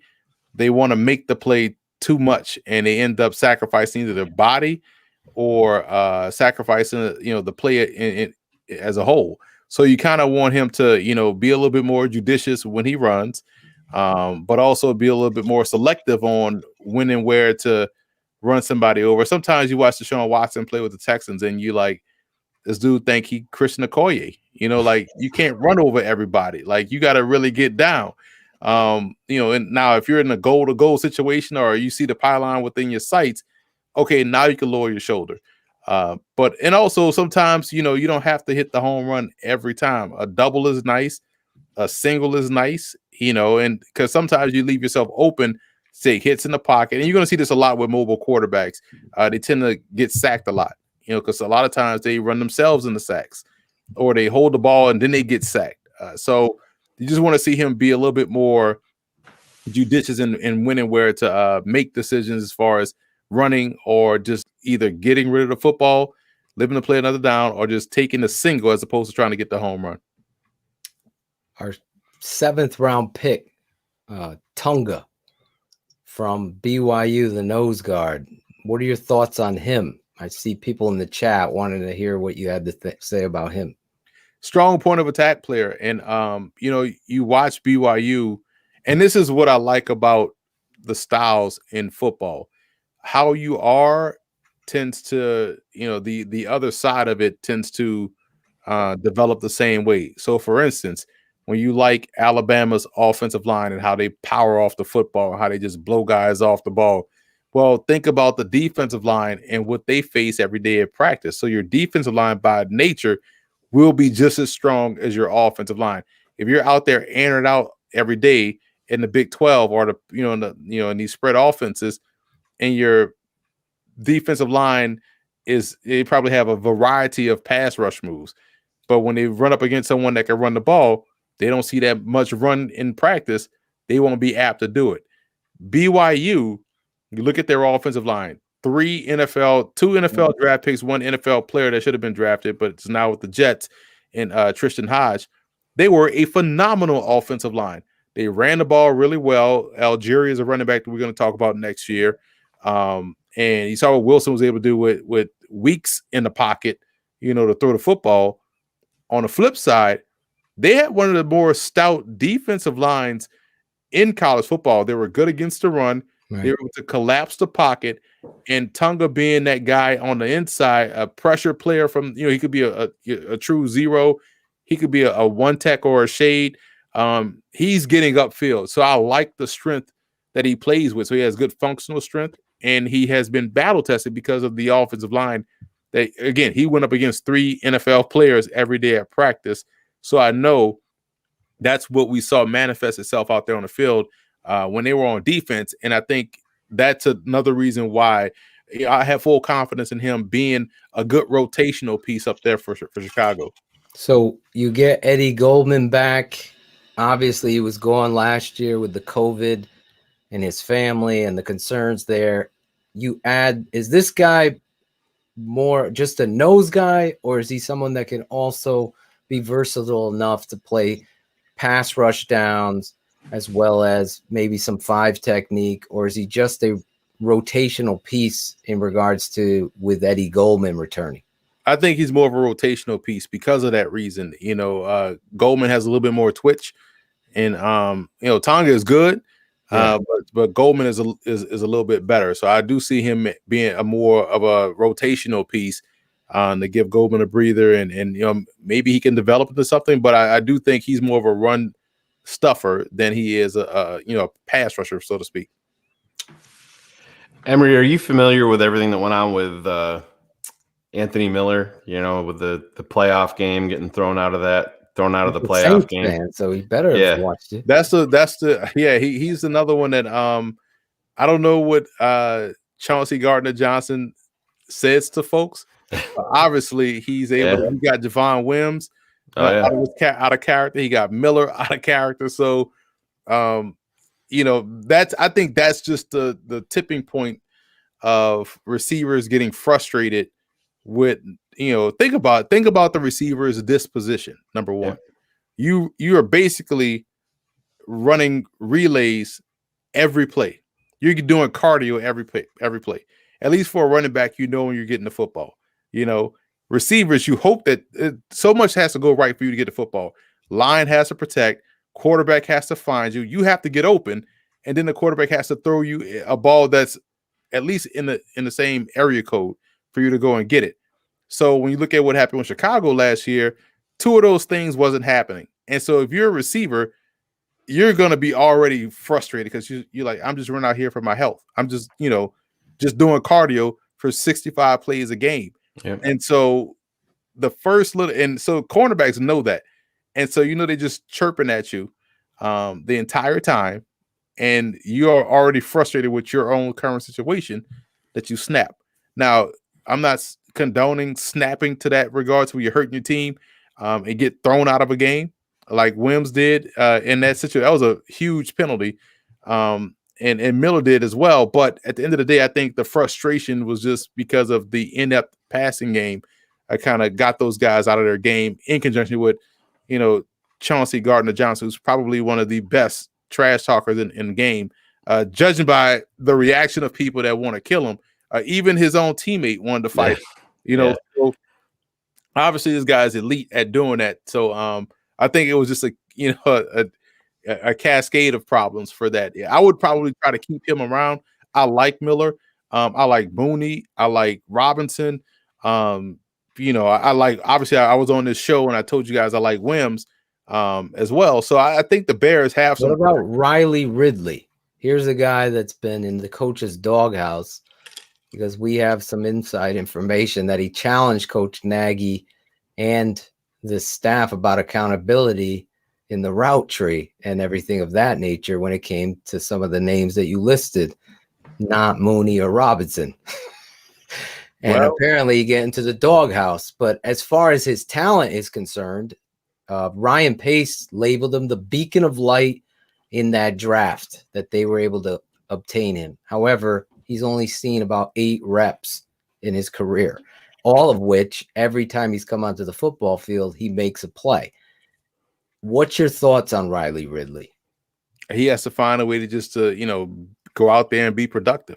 Sometimes less is more, and you just have to go out there and just play your game, and just know that every situation isn't final.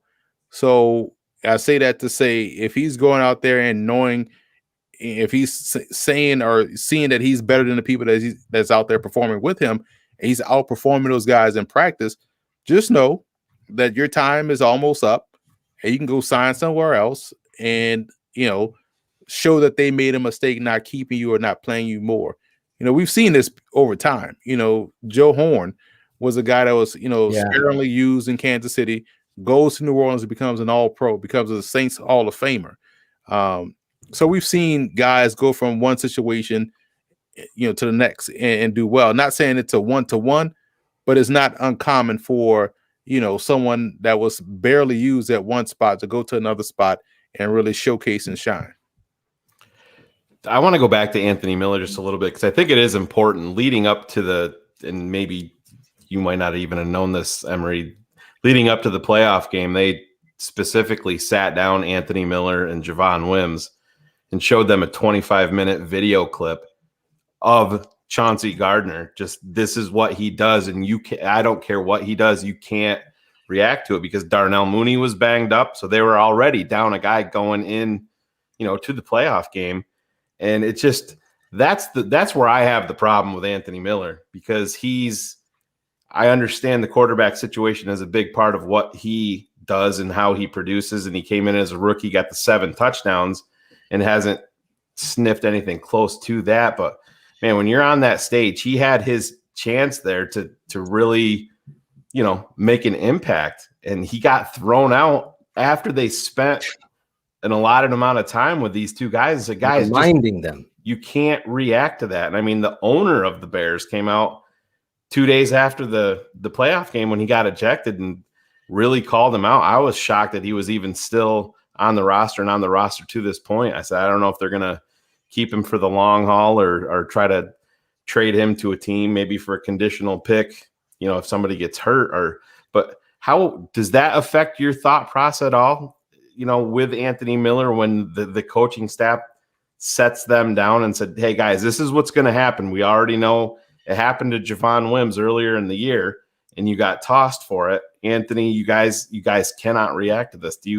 Does that change your thought process on that at all? Nah, because he's talented. If we were talking about someone that wasn't talented, then I'll be, spending more time to harping on that. Talented guys, give them a lot of leeway. They know he's talented. That's why he's still around. If he wasn't talented, then he would have been gone. And because they have no issue in getting rid of guys that are not talented outside of the quarterback position. It takes hella high water for them to move off from a quarterback that's not talented. But it's upsetting because you want to see, you want guys to realize the bigger picture. Like, this guy's going to try to get you out your game. Don't fall for it. But it's no different than, obviously not on a grander scale. But how many times, you've been out there and the guys, the coach, you hear on the sideline, coach, watch the ball, watch the snap, don't jump offside. And what's the first thing the dude does? Jumps off side, and he's right there looking at the ball. So you see it a lot. But in that situation, you kind of want someone to realize the bigger picture and just, maintain composure and control. Because, again, if you're that uncomposed, then how can we go to you in a crucial moment if you're not composed enough to keep your peace and just get back to the huddle? Yeah, well, one does it. I mean, to me, that's a naggy thing, and that's why I have my concerns about him, because I don't give a fuck how talented you are. If you're going to ruin it and be selfish after you've been told, after it happened before, then I think you're a selfish football player. In a team sport, talent, we could find receiver talent. You just talked about receivers that are talented. I just think it's a big error. Again, I'm not in that locker room, but I thought, based on what he did selfishly in a playoff game, you sent the wrong message at that time. Now you're kind of riding the parade of positivity with Justin Fields. So of course you continue forward, but when's the next flare up? When's he going to throw his hands up in the air again when Justin Fields is out there and he doesn't get the ball? That kind of stuff we got to watch if Matt Nagy's going to hold people accountable, because I did not see that in the past with him. So I get what you're saying, and it's totally true. Like, Lawrence Taylor has a longer rope, a longer leash than the next guy, and that's the reality of football a lot of times, and all team sports. I'm sure Michael Jordan got away with a hell of a lot more than Tony Kukoc could have. So I don't even know how I threw that name out there, but I'm proud of myself. I don't watch basketball. Anyway, I know we promised you only a certain amount of time. You're so gracious with your time.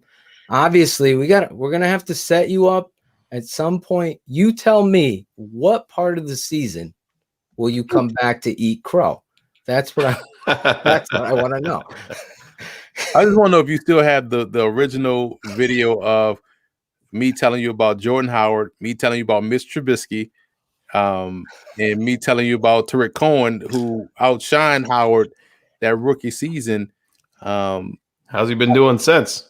I have not heard. What? I haven't heard East-West Tariq Cohen shine yet. I want to see him shine, though. That's elusive. David Montgomery, to me, is a much better football player, running back, and player than Tariq Cohen. Maybe in 1983 No. when averaging 3.8 yards a carry was the bee's knees. But we'll revisit. I think you got to weigh in health, determination. Thank you. And pride in these things. We'll see what Tariq does. Listen, there's no question Tariq has a lot of talent. I think it's more in the slot. I don't think he likes to get dirty, and that's shown up. And again, he hasn't been able to hold up his end in medical side of things. He's been injured, so we'll see where he go. But Jordan Howard, I don't agree with it. I think he was a great back. Obviously, Nagy didn't want him. Now he's with the Eagles. Is that where he is? Again, Yeah. he's with the Eagles again. Yep. But I don't know why we traded him. I honestly felt like, but again, we'll give you that. But we'll return. I asked you, when do you want to come back? Week 16, 17 now? It's 17 weeks. Let me just ask you this. What's the projection for you this year for Montgomery's, what's his stat line? He's going to get over 1,000 yards this year? Easily. At a inflation adjusted yards per carry? I'm talking about over 5. Like 4.2 is not cutting it in today's game. You going to denigrate? Because he should get over 5 with I'm looking at quarterback. I want to see who's playing quarterback and the offensive line. I'll show you on tape David Montgomery. But Emory, at the same time, 4.2 is exactly what Tariq Cohen averages for his career per carry. There you go. With less carries. Yeah, David Montgomery doesn't have a lot of carries either. I mean, he's David. Was he the starter last year? Who, Montgomery? Yeah. When Cordero Patterson would come in after 2 carries, all of a sudden we have no rhythm. Why would you waste giving carries to a wide receiver? Exactly. When you have Walter Payton Jr. and you see the graphic, the feet of Saquon Barkley, the elusiveness of Barry Sanders, the strength of 10 men. Y'all saw the graphic. I wrote the graphic. I believe it. And I show it to you on the tape because it never lies. It doesn't. I don't care about the fucking what did Walter Payton average? More than Montgomery. Best football player to ever play the game. I guarantee you probably in the 4s based on how many yards per carry he had. All right. Caveat. Everyone knew he was getting the football then, and the game was different then. So him doing what he did then was outstanding. Him trying to do that now won't fly. Okay, so in Walter Payton in today's game is not. No, Walter Payton in today's game is still Walter Payton. Okay, that I wanted to say that. I felt like that's what you were saying. No, I'm trying to be diplomatic and saying that the David Bears Montgomery may not see he may not see many touches now with a guy like Herbert there, and also Cohen coming back healthy, and also you got to factor in the Fields rushing yards, but Fields should get about 500 something yards rushing on the ground, just easily, right? He's not Lamar Jackson type jitterbug explosiveness. He's gonna be on that Dak Prescott, Deshaun Watson type of rushing spectrum. I agree. And so when does he start in your mind? Day 1?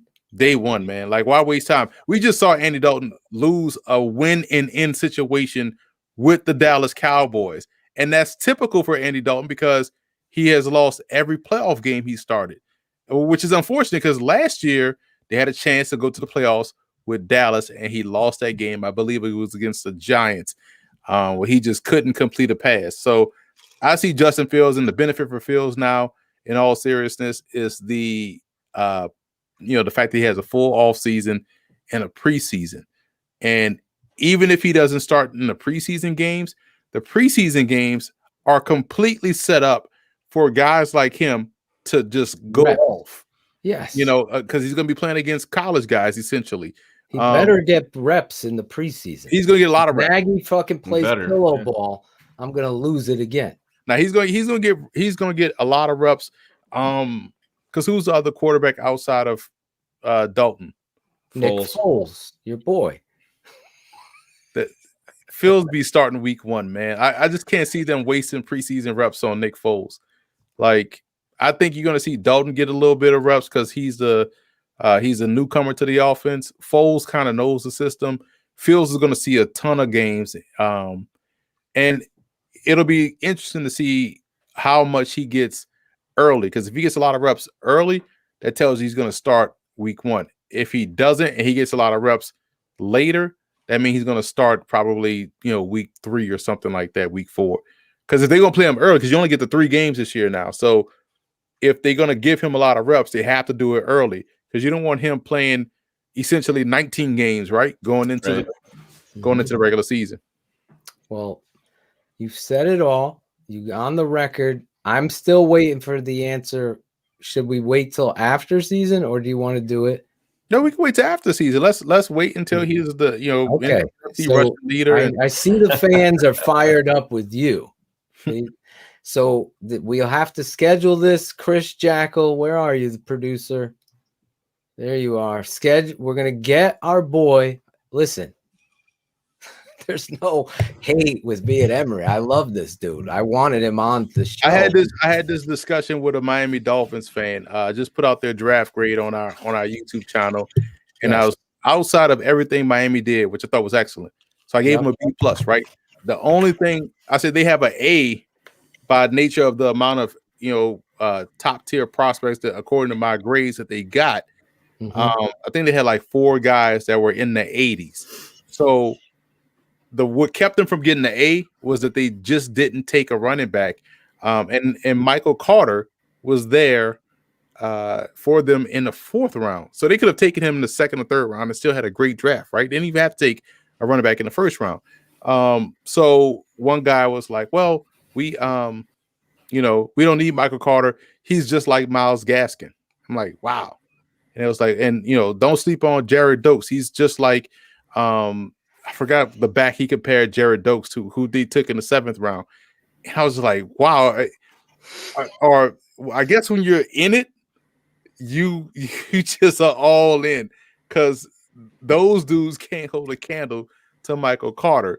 I said all that to say maybe you just you just in it too deep to see what in too deep like LL. I'm gonna win this. If you want to wager on it, we'll put something on it. What do you want? A Saints authentic? I just want the recap of the videos.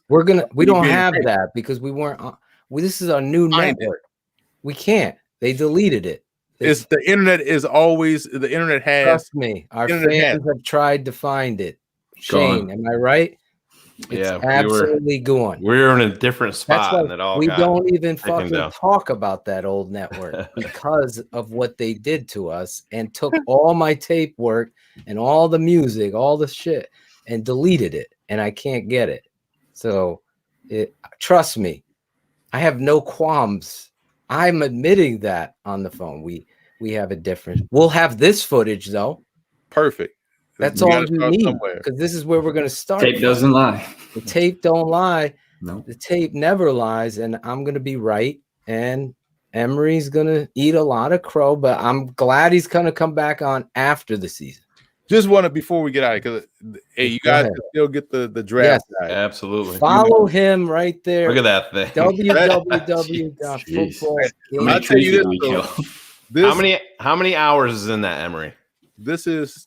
It takes me about to break down film like 2 weeks. So I'll spend a week on offense, and everybody has their own scouting report. So you guys can see everything is just all scouting report. So it takes me about 2 weeks. You got a week for offense, a week for defense. I just go by position. So it's like from 5:30 a.m. to about 8 at night. Just grading guys, and it's easier to do this than the old way. I was just writing my notes, and so this actually holds me more accountable than writing notes, because some notes you just write, some guys you just put the numerical grade and just move on. But here, because I'm putting out a draft guide for the 2nd year in a row, I'm just putting the notes in as I'm grading. So it's just like a running. So it's actually more efficient, and it's just good to get that. So people can still get this at footballgameplan.com/2021 draft guide, because it's not just the draft. You have 250 something guys getting drafted. There's over 600 guys in this book. Yeah. So that's your undrafted, free. Are you a big? That's a 5:30 to 8. Are you a big coffee guy? Or are you down the Red Bulls? I have like 2 cups of coffee. I have a cup in the morning. I do my film, and then I go work out, go eat lunch, come back at about 2 to 7. So I give myself a good 2.5, 3 hour break to go, lunch, go work out, and then go to either 2 to 6 and go to dinner after that, and then be done for the day. But I get a good work day in, because again, that's why I don't understand how a lot of guys say they watch film and they tweet all day. Like, you can't tweet all day and watch film. Like those two don't work. Unless you're tweeting your thoughts on the film, that would show me that they're watching the film. Which is still they don't do it though. They don't do it because you can't. And this is this is a pandemic year. Next year should be even bigger. I was able to print this out because it still fits the 3-ring bind, the spiral binding, because it was only 680 pages. Last year it was like 780. Now next year it's probably going to be close to 1,000 with all of the prospects that. Prime example, I had in this draft guide, because I didn't think we were going to have a college football season, to be completely honest, and so I started trying to get a jump start on the draft back in April or March of May of 2020, like right after the draft. And so I was grading guys. I got through quarterbacks. I had 80 quarterbacks graded already, right? I only have 26 quarterbacks in this group, so I had to move 54 quarterback to 2022. So that a lot. So just think about how many players are going to be in that class if that was the amount of players I have to just take out this guide and put in 2022. So I'm excited about it. It's the draft guide has been growing every year. People love it. And I appreciate you guys bringing me on to talk shop and talk football in a loose manner. Yeah. Emory, real quick before we let you go, I got one question to ask you. It's got to do a station ID before we leave. Who's the most underrated, maybe unknown player heading into college football season next year that nobody knows about, that Emory Hunt thinks that everybody should know?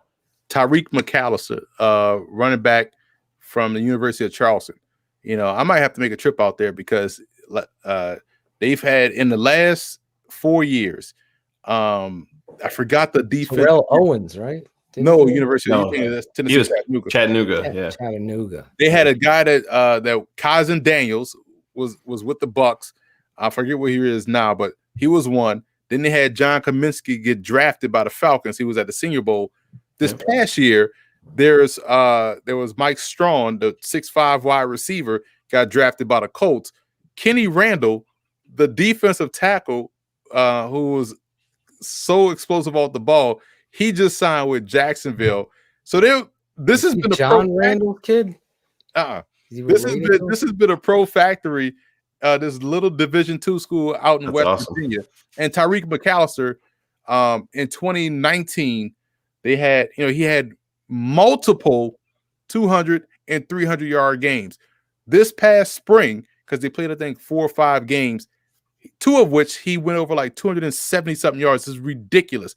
So the dude was like 5'10", 5'9"ish, about 185 pounds. He was a receiver first, then they moved him to running back. So he has receiver skills, and anything sprint draw, he's taking that to the house. Like it's fun to watch that dude play. So that's someone that no one is talking about now that's going to end up on an NFL roster, considering it's a little pro factory out there at Charleston, West Virginia. Love it. Hold on. Me versus you. Postseason. David Montgomery and the Bears. Me versus this guy over there. Emory, I need one quick favor from you as we face off here. Can you do a station ID? This is Emory Hunt of whatever you want to say and you're keeping it 100 on the Tape Never Lies network. Is it the Tape Never Lies or just Tape Never Lies? The Tape Never, like the Ohio State University. I'll count you down. 3, 2, 1. This is Emory Hunt, the czar of the playbook with football game plan, and I'm keeping it 100 on the Tape Never Lies network. Boom. The guy's a professional. I'll give him that. He's not Love right it. about David. I'm going to have David come on the show now next week to talk about you. I'm kidding. Thank you so much for your time tonight. I really had a lot of fun, and it's always healthy to debate and have some fun doing it and keep it 100. That's what the show is all about, guys. So follow Emory, buy his book. Let him know your thoughts. Follow him. Let him know you saw him on the Tape Never Lies network with Shayne and Phil. Great stuff tonight. Thank you so much, Emory. You have a blessed night. I appreciate you coming on, man. Appreciate you guys having me on. Thanks, God Emory. bless. God bless. Emory Hunt. Shayne. That book, man. Big old book. That was like the fucking the New Testament. That book was huge. Yeah, it sure was, man. He wasn't right though about David. Who's this Montgomery. guy? Oh, we just woke him up. He's on What mute. happened? There he is. What's going on? The Bears just traded up, Cars. Oh, Dude, good. Maybe we'll get a quarterback here. Dude, we got to get the Footwork King to come on when Emory comes back. Oh, that would be fun. So he can tell him how good Montgomery is. I think I told him everything. I mean, Yeah, YouTube went down while we were live there. Yeah. Man. The stream. they weren't. Fans were fired up with Emory. Yeah, I think it still has issues now. Oh, mine's Well, the mine's fans playing. have some issues. Yeah, that's for Oh my sure. God! Yeah, calm down in the chat. Jesus Christ! Yeah. What? Some of the people in the chat were it was getting a little bit out of hand. Oh, was it? It's not Yeah. allowed to have a dissenting opinion. with Yeah, you, exactly. Phil. Oh. That's Well, what. yeah. I Phil was said, having fun. That's Exactly. It's healthy. It's good. It's very good. And then we get to have great radio afterward. I mean, television. Because then after the season, we could see. Anyway, we got to get to our next guest. I don't want to keep him waiting. And we got a lot out of here, Claude. We don't have a So 4-spot banger for our background here, which would be perfect. But We'll put this Steven guy, if you don't know this guy, again, I don't endorse a lot of Bears stuff because there's a lot of Bears stuff that is just stuff. It's like that guy in Hoarders who just keep shit. Like, why do you have all this stuff? What is the purpose of it? This guy isn't this stuff. He's somebody that I actually enjoy. So if I'm working out and I need to get hyped up for that last mile, I'm going to go put on this guy's work. And I cut film, as you guys know, and I edit and I do a lot of stuff. But this guy, I can tip my hat to that I think is one of the most talented guys out there. That's keeping it 100. In all honesty, I think he's going to bring the room back to life. At least I hope he does. I hope he's got some energy.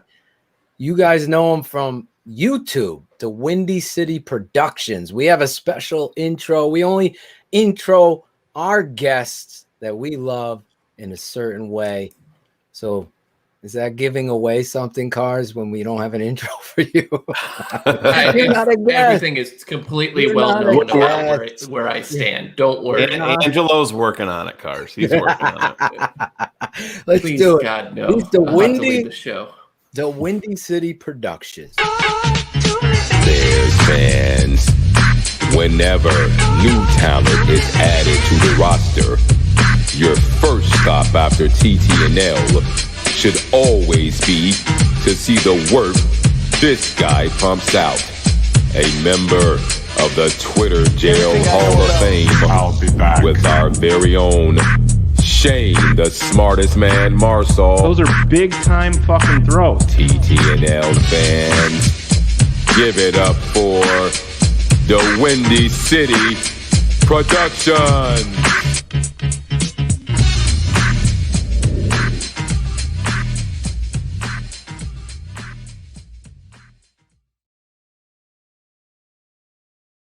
There he is. What's up, guys? Good to be on, man. That's my big fan of your show. I mean, I've been watching you guys since before I had my YouTube channel, so really fun to be on. Yeah. That's my dude. We were in Twitter jail together. They took all of our shit away. They tried to throw me away. I'm almost back at my follower count though I was at before. Not me. It's all good. Get Shayne's followers up. Oh man, so I call him the Windy City. What's your real name that we should call you? Yeah, so it's Rishab. Rishab. Yeah, Rishab. What nationality are you, Rishab? Where are you from? I was born here. My parents were actually born in India, so I'm Indian. Nice. Yeah. Nice. Yeah. I'm always interested because I suck at geography. Yes, he does. He said India, not Indiana, just so you're clear. Greg Braggs thinks Indiana is Chicago. So yeah, we are a geography challenged show. That's for sure. Oh yeah, totally.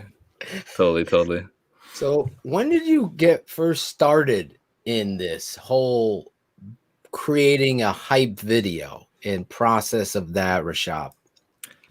Yeah, so I've told the story a couple times already on like different podcasts, but it kind of just started out of nowhere, right? Like I think it was 2018. I was a freshman in college, didn't really have much to do that year during spring break. So I was like, why not make a hype video for the Bears? Because that offseason, like you guys saw the energy in Chicago, right? Like everybody was so hyped about the team. We had Matt Nagy, offensive mind from Kansas City, which I know has a lot of question marks now, but back then we were super hyped about him.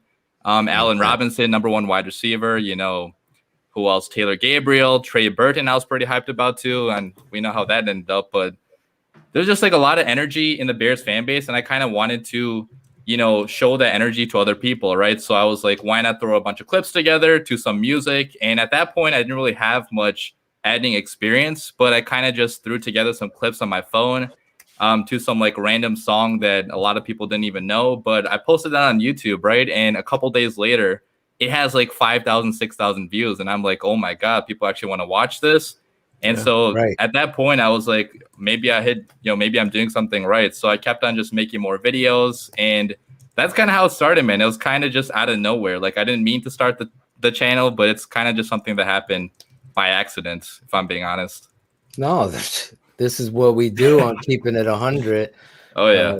Your honesty is the only policy. That's why we had these moments in the last guest of debate, because we see things differently. In regards to your story, you're the only one that knows it. So the reality of it to me, and I'm keeping it 100 with you, there's a lot of people out there that try to do this shit, but I could tip the hat to you and say what you do artistically gets me excited. And that's the reality. So whether you just picked it up, it's like today I had a kid, Ryan, who's like 16 years old, reach out. He wants to be a part of the network. I'm like, well, what do you do? What do you want to do? And he's like, well, I design graphics and stuff. I was like, okay, so that's what you want to do. I'm going to put you that everybody needs to know what they do. He moderates too. So sorry, Claude. He doesn't moderate. Maybe he makes some money for us, but the reality is he doesn't moderate. Poor Claudio. Bring Claudio back on here. I should have brought Claudio back. Listen, I got one question for you. What's up, the win? What's up, Rashid? What's up, man? You got a Mooney. Rishab. I'm sorry. Yeah, you got a Mooney hype video yet, or what? Oh, Lord. Yeah, I've already made a couple. Get him off the screen. Get him. What? You don't like Mooney cards? What's wrong with Mooney? Mooney had 1 catch for 3 yards, but he's my player of the game this week. Because did you see what he did on that 3-yard route? It was incredible. No, your videos are tight. They are. Oh, thank you, man. I appreciate that. Really appreciate that. Jack, but I actually do have pull something up. Get it ready. I want to put a little of the Windy City's hype video. Put the recent. We'll get it popped up. But I'm sitting in there and I'm looking at a guy that comes from another country, or his family comes here. Now, do you live in Chicago? And that's where I live like an hour out, so pretty close. It's like an hour out. So football. Where at? I'm in Naperville, so I'm about that hour. Oh, okay. Out. Yeah, I'm in the Northwest, so you know where Cary is? Yeah, absolutely. I've got a bunch yeah. of buddies. Yeah. Yeah, I live in Cary. Could we hook you two up? Maybe a little lunch? Sure, I'm down. I mean, I'm always down, but you already tried to hook me up with Angelo and a weird kind of motorcycle ride, so I don't trust you at all. Yes. I don't trust. There's Angelo's ready to come back. He's dying to come back. In fact, I was coaching my son's flag football team, and Angelo came out into the football field and was watching practice. But Angelo said he's ready. So next week, Angelo returns. I've put that in Angelo. So those of you Angelo fans, tonight we got a lot of DWC fans. And I had to put the graphic of you, give you the credit you deserve. I'm always trying to promote good people and good quality work. And when I look at that, I get very, very excited about what it is that you do. Now, I teased it last week, right? So I'm just going to get into it right now because I see things. As a coach, I see things. I see how to use the right players. Emory, he doesn't understand yards per carry doesn't matter when you watch the tape. I see the talent, and I see the talent in you. I also saw the talent in this guy.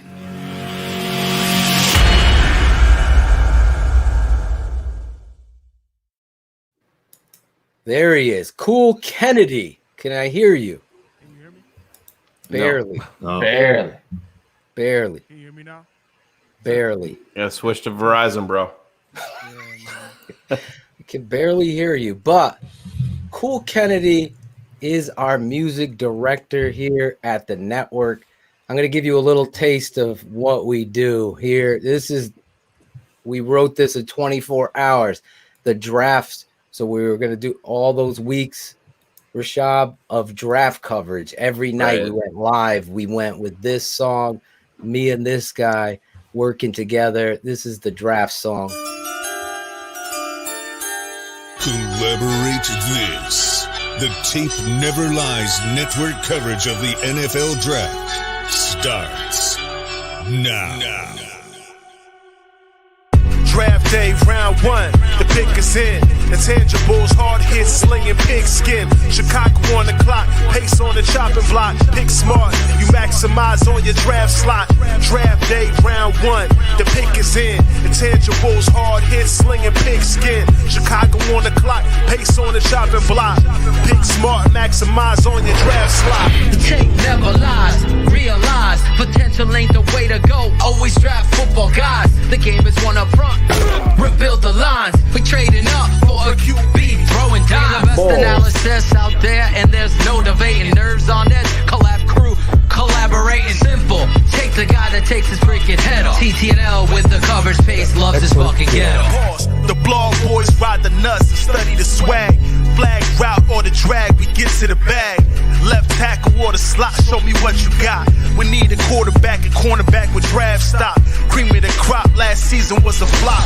Protect the red rocket in the 3-step drop. In the pocket, we need a big ugly. Nagy needs to be a coach and not buddy. Draft day, round one, the pick is in. Intangibles, hard hits, slinging pigskin. So you get it. You get what was going on there, right? That was awesome, man. Who's saying? Who's rapping back there? Right here. That was me. Oh, okay. That's dope. That's man. me. No, it's not. It's me. No, it's Phil. It's me. Oh shit. Cool Okay. Kennedy. Oh, gotcha. Okay. We can barely hear you still. I'm gonna change my mic, man. It's a new My mic sounds nice. Check one. I'm throwing my age there. So, man, when you let me ask. Yeah, I'm going to ask them. Oh, okay. When you get all of this going, you like when you see the draft unfold and you see the Bears move up, and then boom, it's Justin Fields. Is your mind like spinning right then? Like, oh, this shit is going to be so dope. I'm going to do a Justin Fields, video and put that out. I mean, what's your thought process when you see a big move like that? I mean, is it immediate? I mean, it was pretty immediate because if you saw my tweets, if you saw my posts before that, I was like calling for Justin Fields to be a Bear. Yeah. Like I wanted this guy bad for like the past 2 or 3 months. So when I saw we traded up, I was honestly scared as shit that we would select Mac Jones because you never know with Ryan Pace, man. Like what he's gonna do. But when I saw we picked Justin Fields, like my heart just started beating super fast. I was like jumping up and down, and yeah, the first thing I thought about was actually the hype video. I was like, what song am I gonna use? Like, I actually started getting clips that night too, so it was pretty fun because I actually haven't made many hype videos of, actual good quarterbacks in my entire time being a Bears fan. So Not as a Bears fan, bro. Not as a Bears fan. Selection. Yeah, joke about this. It's throws you can show for Kyle Orton. Yeah. I mean, that was prime time. Not a lot of great clips for you to use a Sid Luckman, right? When you're doing those videos. Definitely, yeah. I mean, I've made a bunch of hype videos for Mitch Trubisky, and just doing that was hard enough. So finally getting a good guy to make videos for, I was pretty pumped up about that. I mean, you had your slew of sub 5-yard throws, right? Like, here's a screen pass. Here's the next screen pass. Ooh, look at that screen pass. Yeah, Which is going deep. 8-yard gain. It's funny because like all my Mitch clips were from 2018. Like 90% of them were from 2018, right? So you couldn't really add on to any of my hype videos. It was all the same stuff recycled for the last few years. I guess there's an issue on YouTube tonight. Yeah. It's been crashing. It's been crashing. So we lost like half the viewers in the last like 20 minutes. That's crazy. Oh, no. That sucks. Yeah. But he needs to collaborate, right? Sean is reading my mind. So me and Cool Kennedy, for those of you still getting a signal, I don't know if they have to use rabbit ears now to watch, but if you're on Facebook, you can hear and watch. Jump over to the Facebook Keepin It 100 fan page or the Tape Never Lies or Shy City on Facebook. We're broadcasting live there. Barlissimo's on Twitch. The Tape Never Lies. Go over there if your signal's dropping out. Real quick, very easy. Get on Facebook, get on Twitch, get on Twitter. We're on Twitter live at the TTNL. Follow at TTNL Network on Twitter. So anyway, Rishab, me and Cool Kennedy are writing. We've written and produced a song, and we think that it is going to be a song that needs to be played in the stadium, the hype song. And I said, you know what? I want to get the Windy City Productions guy to come over here, collab, and have a crossover collaboration between TTNL and DWC. I think we give you the song. You don't play it for anybody. Okay. I can tell the name of the song. Cool. Yeah, go ahead. Okay, we can hear you better now. So if you want to speak, you can. I will say the song is called New Era. So I'm telling you, this song is gonna be hot. I mean, what Cool Kennedy has done in the production and the song and the hook and the lyrics using all the players.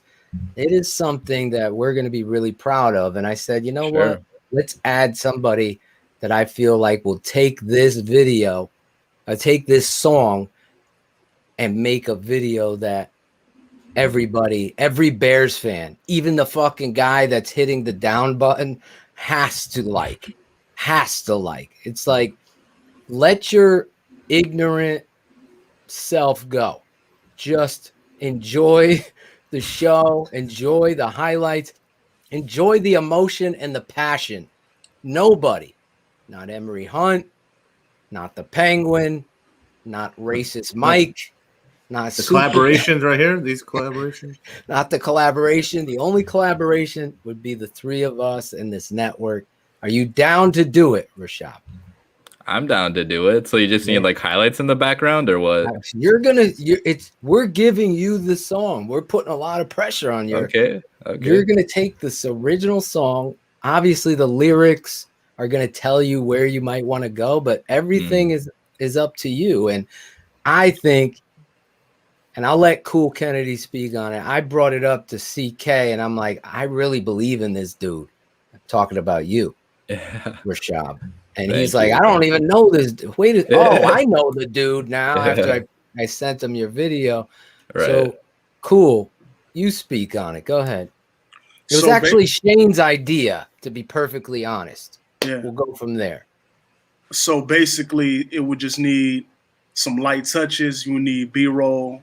We'll give you some footage of us, some shots of us, some special shots of marquee items that have to do with the title. And hopefully it goes further than just even the team. So partnerships, things like that. We don't want to say too much right now, but definitely get your information and fill you in on all the details, man. That's the goal, is to get it played in the stadium. You know what I mean? Like I hear it on that level, and I feel like this is the right time to spread that same message. Right. What does DWC get out of this? You got an attorney here for it. Wow, I don't need anything, man. It's a DWC production. Dude, if it gets played in the stadiums, like that's all I would need. That would be super dope. How long are you guys thinking about making this video? Like, is it like a short 30-second thing? 45 minutes, easily. 45. Yeah, it's like one of the intros. One of our intros. No, it's a song. We're talking about it playing in the stadium. That Braggs is just going to play it on his phone at the game and hold it up. Don't get too excited, bro. It'd be the length of the song, basically. Yeah. So about 3.5 minutes. Okay. Yeah, I could definitely do something like that. Just send me over the details and we can talk about that for sure. Yep. There you go. Live. I haven't made music videos ever, but I mean, my highlight videos are pretty much like music videos anyway. So, yeah. Okay, cool. Well, we'll get into it. I've made music videos in the past, so lining things up. Like, don't worry, man. We'll do takes of the whole thing, and then you chop. And then you fill in, you do your magic. I saw your videos is dope. Yeah. So, Thank you, man. Thank you. Work your magic. This will be a collab. Your attorneys working the phones, wants to know what you're going to get out of it. A lot of fans and a lot of views and a lot of whatever money we get, he's going to get a percentage. Excuse me. Dang, that the percentage is getting bigger. Phil keeps on coughing like that. I don't have to wear a mask on this show. No. I'm double. Is everyone double shot? Has everyone got the double shot? Is everyone shot compliant, vaccinated? I'm gonna go to the 28th. Is my second. Yeah. Shayne, you too? Yeah, we're gonna have to figure out that Green Bay game. I got the Johnson & Johnson. Yeah, same here. We're all going, Rishab, we're all going to the Green Bay game. Okay. Chicago, in Chicago. We want you to join us there. We're gonna have a huge We just haven't told live Cars. show. We just haven't told Cars we're sleeping in his driveway. Gosh. Oh, yeah. Cars' wife texted. She's like, Phil, you and the guys are more than welcome to stay at the house. So I was like, wow, does Cars know? She's like, fuck Cars. Only that were true. Hey, Cars, my wife's mother, she lives in Aurora, like on Ogden, basically. Okay, so down the street from you, man. Absolutely. Well, I can't even be more excited because somebody, as Shayne pointed out, tried to ruin the big surprise, a collaboration of somebody that I really believe in this kid's work. If you're not a follower of him, I know YouTube is bugging tonight. Yeah, big time. We can't even get our producer to put it up. Look, it's all blurry. Oh, there you go. Yeah. Can we play a little bit of it? No. Yeah, go ahead, man. Go ahead. I don't know. He's trying to play it. It doesn't even play. Look. Yeah, it's YouTube's all. It looks like the Xbox. You know what it is, Rishab? They got you and I together on social media, and they're trying to bring us down again. I think, bro. Yeah, we're seriously, together. Man.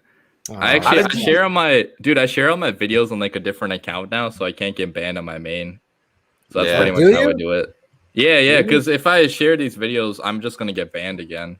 So I was like, I either am not going to share videos or just make a different account and do that. So, yeah. Why'd you get banned? YouTube? What's up?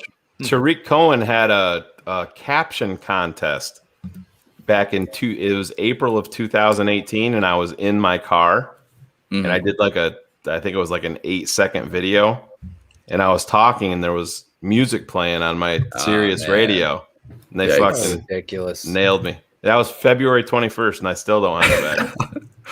That's so dumb. Yeah, and they sent me all this shit, told me to fill it out, and then they just keep on resubmitting it to me and saying, "Oh, you got to include." And I have everything there included that they want, and they just keep on sending it back to me saying, "Oh my God, you got to put your full name, then you got to put your middle initial, now you got to put your home address and all this shit." It's like, they still haven't responded to me ever. Like I sent the appeal, I think it was like 4 months ago. I've never gotten a response. Don't get Shayne going about. Don't you love it though? At the end of their fucking email, it says "best Twitter." Did you say that too? Yeah, that's all it said. I didn't even get an email from Twitter, so I wouldn't even know, man. Yep, I did. I got one. I don't know. Phil, was it like 2 weeks ago? Yeah. So Shayne gets this letter, and they tell him, "Hey, answer this and fill this out. We see blah blah blase," and then Shayne goes to do it, and they send it back. You got to put in your address. I put in my address 5 times. I did it all. Then it still doesn't play. Wait, are we getting to play? Word on the street is, and I probably shouldn't even be saying this, is that one of the lead dogs over at Twitter. No, it's not working, man. Despises Chicago Bears and all of their fans. Yeah. Oh yeah, totally. Yeah, that makes a lot of sense. Yeah, unconfirmed, but sounds accurate. Yeah, EJ went over to Facebook. Those of you that are having an internet issue in regards to your house, it's YouTube, a place that we all love and enjoy. DWC, TTNL, the Brotherhood. He keeps putting this up. Is it going to work? Here we go. It's kind of choppy though. Yeah. Is it choppy? Yeah. It's coming good on my end, but it's chopping. Choppy? Okay. All right. We don't want to do his work. All right. I tried. We don't want to do his work dirty. I want. Yeah, you gotta exactly. go over to his YouTube channel, obviously after the show. DaWindyCity Productions. Drop it right now. You're not really watching the show on YouTube right now anyway. Oh, yeah. Just go ahead Put it in and your tabs. Follow him on Twitter, at DWC Prods. Yeah. That's a with short a Z. for production. PRODZ. If you're listening on the podcast version. Yes, we are on the podcast version. Go over to our Facebook channel. Twitch. At the Tape Never Lies Network. At TTNL Network on Twitter. At TTNL Network on Twitch. You can watch the show there live. More pauses than Jim Rome. Don't get me going. Don't get me going. I was hoping that would elude you. Yeah, we don't want to. Facebook is solid, but you are not. When you go over there, you want to go here. I'm sorry. Rishab. All right. So, Rishab, other than the TTNL project we have you, what do you got? What do you got going right now? I don't have much going on right now. I'm probably gonna finish the rookie hype videos. So I did I did Justin Fields, I did Tevin Jenkins, so I got Larry Borum next, maybe Daz Newsome, so probably gonna do one of those. Nice. Yeah. What do you guys think about the draft this year? I didn't watch any of your videos recently, so don't really know. It was all right. We were pretty sad.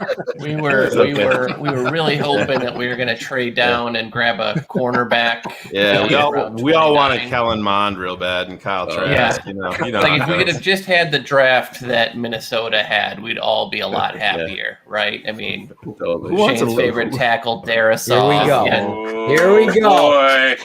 Let's go, Pace. Oh man. Listen, Mike Zimmer is the best thing to happen to us in this division. So you know that Washington wouldn't be involved here. With the Giants aren't going to gift them a quarterback. Don't be surprised if teams trade up for offensive linemen. I mean, Adam Schefter reporting quarterbacks still on the board. It's time for one to be traded Never up gets for. old. This Here we Chicago's go. trading up. There it is. Yes! What? Oh my Here God. it is. Schefter just reported. Here it is. baby. Let's go. That guy in the bottom right-hand corner. Adam Schefter just put it in acting. Mac Jones, baby. Come Just on. incredible. Man. Riley, I'm sorry I loved you. It's been great. Here it is. We've got some You're lovely going to party New gifts York, for you. Riley. Oh my God. Bears are on the clock with the Giants. I called that too. Now Cards. official. Here we go. Oh. Let's go, Bears boy. fans.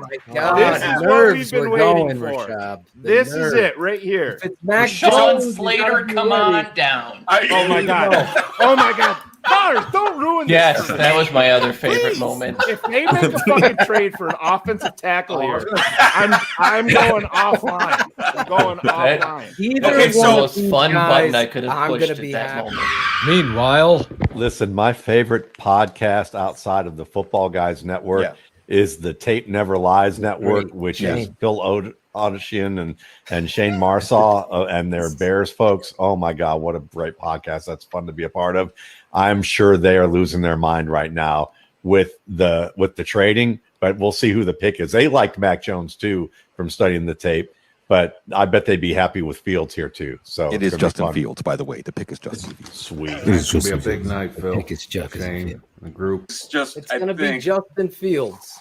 Let's go. The entire putting family that was just mojo out outside there. of the dude living fucking room. balled out did against it. Clemson. We Balled did it. out. Here we go. The pick is in. Oh The my pick is God. in. Let's go. Is it Mac Jones or is it Fields? It's Fields. Is it I'm Mac knowing it. Jones I or know Fields? it. No one read their fucking tweets. Oh, Let's I'm just not. react. God. Here Shut we off the go. chat. Shut it off. Yeah. I think Shayne was sauced that night. Shayne, were you feeling? You were sauced. Take it off. No, I Take it wasn't. I off. wasn't. Screen. Get those off the screen.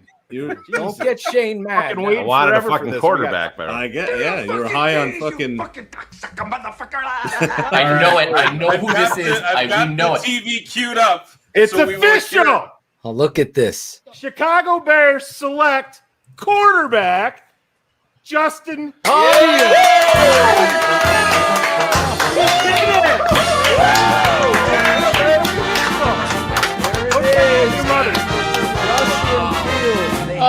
Get a quarterback. Go check my. There's that was just Still can't believe that moment happened. Fucking awesome. that was just pick number one. You should have seen us when we got Tevin Jenkins. Oh, that was even crazier. I heard. That was Didn't you even make like a crazier. song about that or something? I saw on Twitter. Oh, I have a quote. I said, "Give me a tackle or give me death." And then the Bears traded up, and Shayne goes, "It's official." Oh yeah. I don't know where that clip is. Where No, is that? I didn't do the official, but yeah, I thought we you broke did it. official.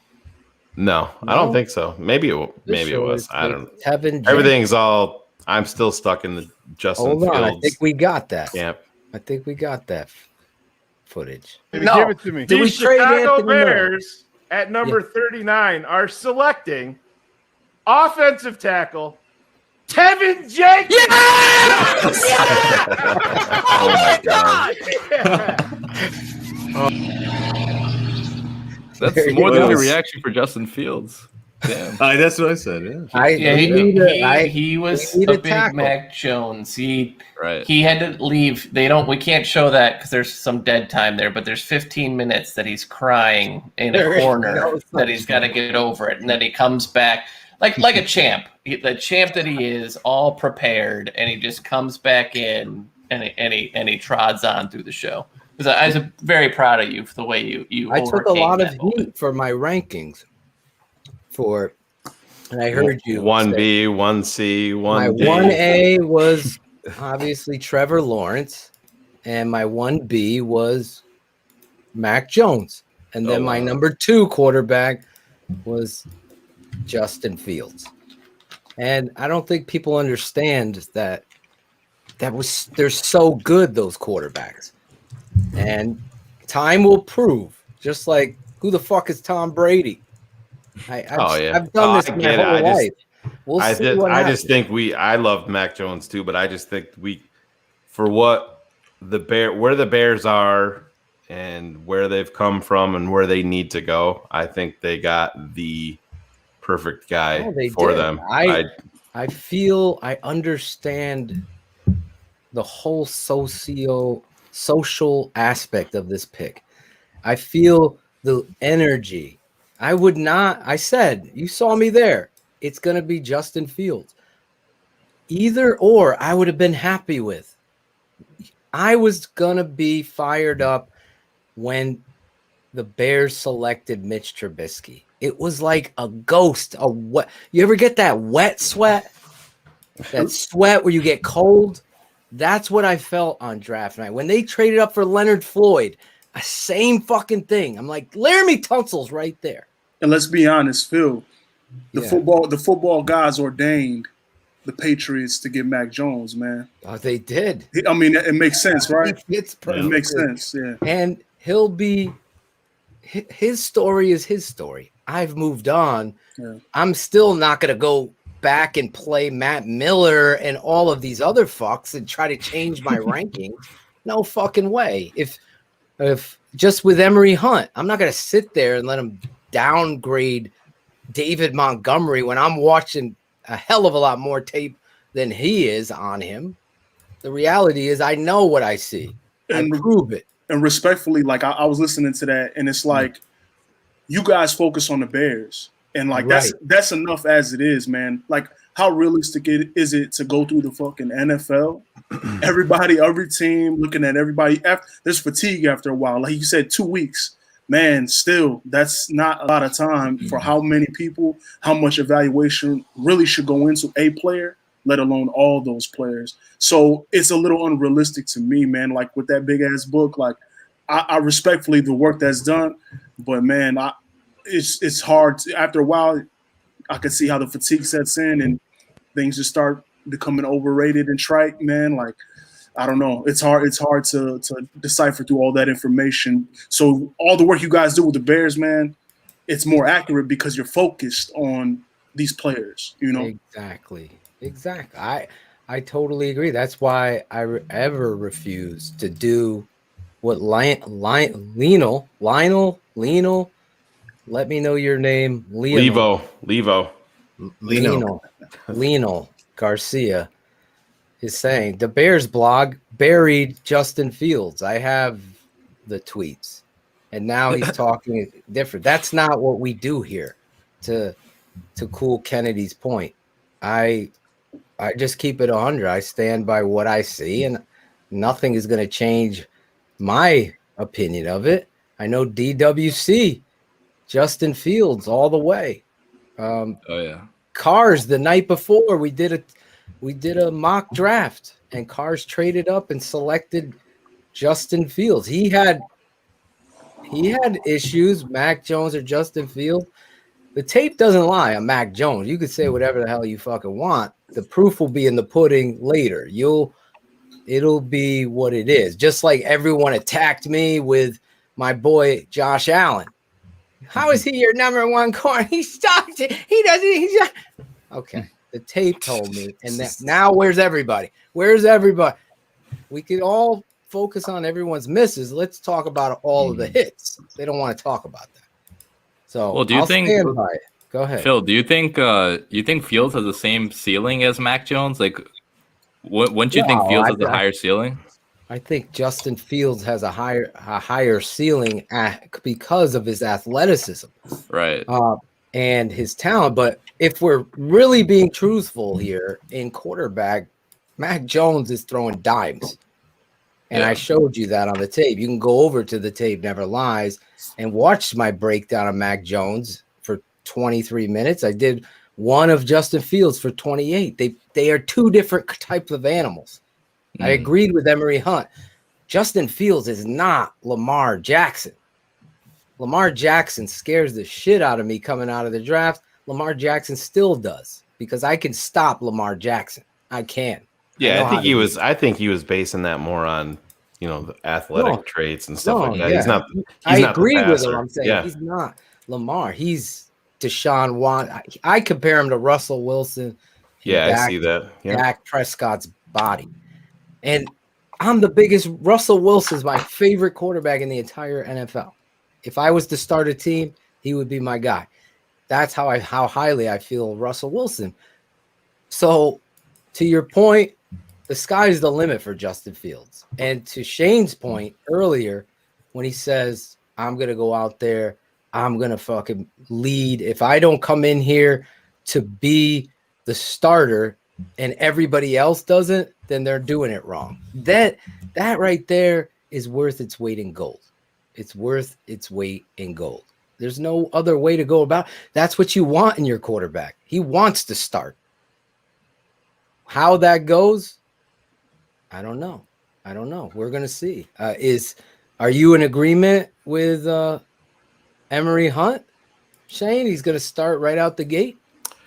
I would, if I was. You would be the coach. You're starting Justin Fields out the gate. Oh, I would give him. Yeah, I mean, I believe in him. I think it's what's best for the Bears. I just don't. Like I said, I was wrong about the Leno situation. I didn't think that they were going to move off of him. I thought they were going to let it play out a little bit. I think that the Bears want the offensive line warts to be worked out, for 2, 3, 4 weeks and then bring in Justin Fields. But I think myself, based on what I see, I would have zero reservations about starting week 1 with Justin Fields at quarterback. But that's, like I said, doesn't mean that I'm right either. But I believe in that. This is, people look back at Mitch wasn't ready when they brought him in. They just had nowhere else to go because Mike Glennon was that bad. Yeah, that's what I'm saying. Exactly. That was the mistake. But I think what the Bears have done this time is they've, Andy Dalton is a better option than Mike Glennon ever was. And they also have Nick Foles there too. But I think the kid can go out there day one. And Matt Nagy himself has come out and keeps on saying that Andy Dalton is going to get the starter reps and stuff like that. But he's also never dismissed the notion of just saying, well, no, Justin Fields is absolutely not starting. I don't think that's just a crack in the door. I think the door is halfway open to say, all right, you come here to camp, you show us what you're doing in OTAs, you pick up on this, because his retention is what is impressive. Right. They tell him to do one thing. Thing too. Yeah. Like Mitch is looking for his binky. This dude's out here, going out on the field and correcting. He's going out there and correcting. You saw it though, man. You saw it in minicamp. He went out there and corrected a wide receiver and told him what he needs to do on a route. Ooh, we've never had a quarterback like this. No. So, Rishab and Rishad, I said this. This isn't backpedaling. To say he's my second best quarterback, I know Cars hates my 1As, but I really believe Trevor Lawrence and Mac Jones are elite. They're going to be stars in the NFL. Justin Fields is going to be a star in the NFL. Did you ever hear me say that, Shayne, about Mitch Trubisky? Ever? Oh, no. Exactly. Did I ever feel excited? Did I ever? I saw glimpses of what I think we all were, Phil. I think we were more excited because the Bears, they made the correct move in going after that position. They just didn't select the correct player. We wanted them to swing the bat when they were up top. They just whiffed on the guy that they selected. This time, it couldn't have worked out any more perfect. I read a little thing today on Twitter. They were talking about Jalen Waddle from Alabama going to Miami, and on his deal, he's signing, getting $27 million guaranteed on day one when he gets his deal. Justin Fields, where he was drafted at number 11, when he signs his deal, it's going to be around $18 million guaranteed. Way back in 2017, when Mitch signed, the day he signed that fucking contract, he got $29 million guaranteed. Damn. So that tells you a whole bunch. I mean, the Bears, you can do the fuck a cap, do whatever. They did it, man. And Phil, you and I talk every day about this stuff. Mm-hmm. You have to look at it. Philadelphia was the impetus that really made it happen for Chicago when he got by Detroit and got by Denver. There's so many. There is, man. We're going to look back at this, and Rishab's going to have to put a highlight video to all the things that needed to happen in order for the Bears to get Justin Fields. And to Emory's point, listen, I never even fucking thought of the New York Giants. They've never had a black quarterback. They talk. It's not I've even thought of that. It's not even just that. Didn't they have? They didn't draft him, but they had Geno Smith. Wasn't he there for a year or two? For a minute, he was the backup to Eli Manning. Yeah. But I mean, if you're Detroit, if I'm running Detroit, I'm drafting Justin Fields. If I'm Carolina, I don't get. Oh my! I'm actually higher on Sam Darnold than most people are. If I'm Carolina, I'm drafting Justin Fields.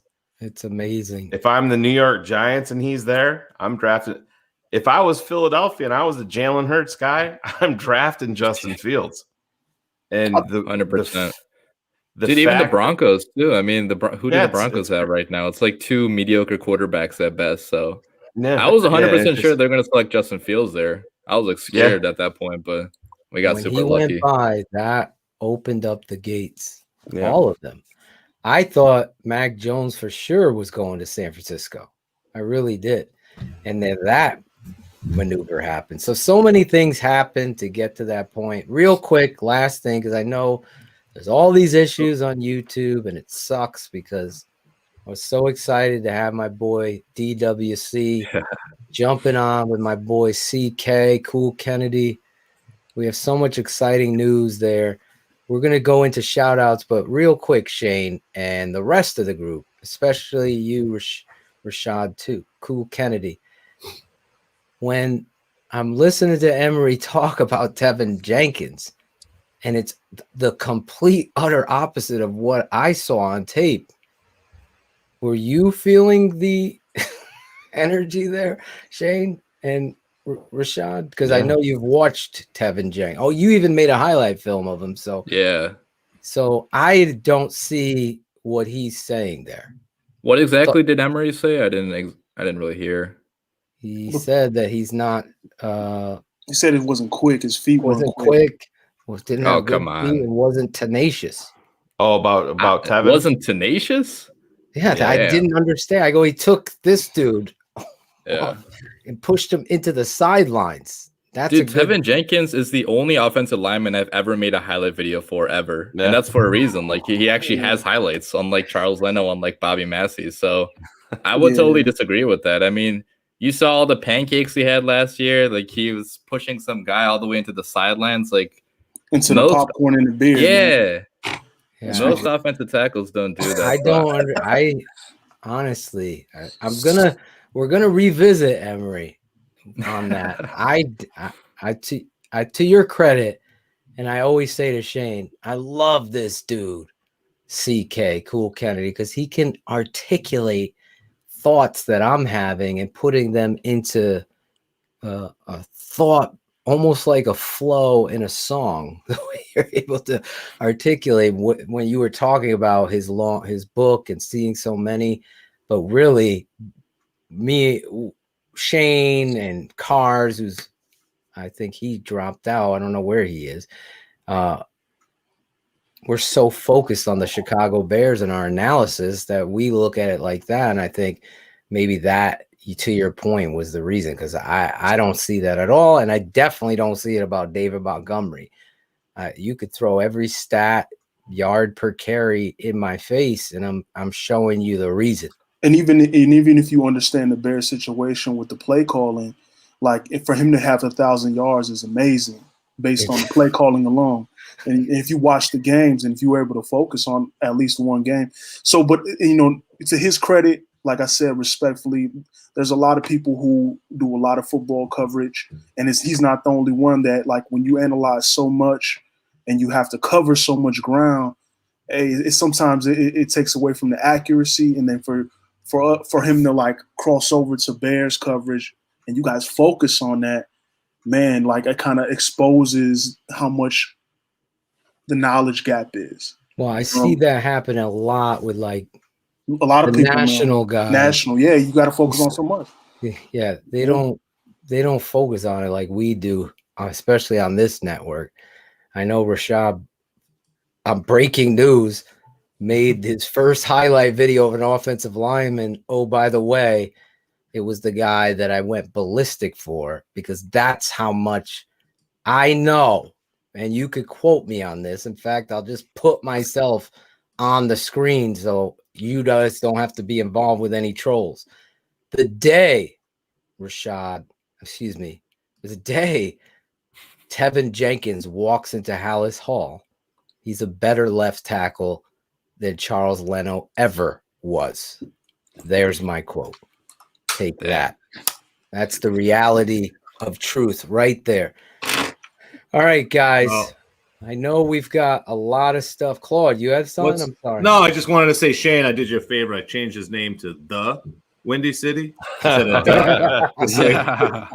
so you didn't get too fired up. I actually forgot of the. Yeah, I always give people grief about the duh with the Dub Bears and stuff like that. Yeah, it's only Dub Bears.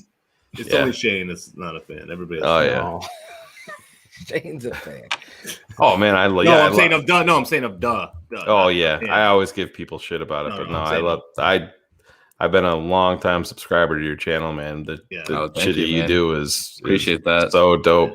I'm gonna text you the highlight intro I sent you.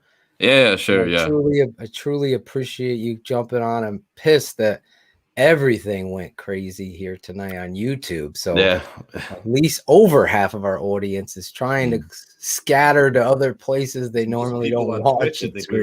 Twitch and Facebook, we'll have to have you back on. Obviously, we're going 100%. Yeah. Because just let me know whenever. I'm down to come on. Listen, my guy right there next to you, to my left. Excuse me, he's underneath me. Cool Kennedy. He and I rap and sing in this song, and we're going to send it to you. For those of you just tuning in, this guy right here, this fan, Gary Williams, smoking that cigar, he might make an appearance in this song. Just a little teaser. He might make an appearance. You never know. So we're going to send that over. For those of you just tuning in right now, my guy, DaWindyCity Productions. Follow him, his YouTube channel. Does amazing work. Follow him on Twitter. What's your Twitter handle again? It's at DWC Prods. Prods with a Z. Prods with a Z. Follow him there. Give Shayne a follow at Shayne Marsaw on Twitter. Gotta build that stuff back up. Fucking Twitter. Building up. And he's solid as Claude's cock. Oh Jesus! Good thing YouTube is Here we go.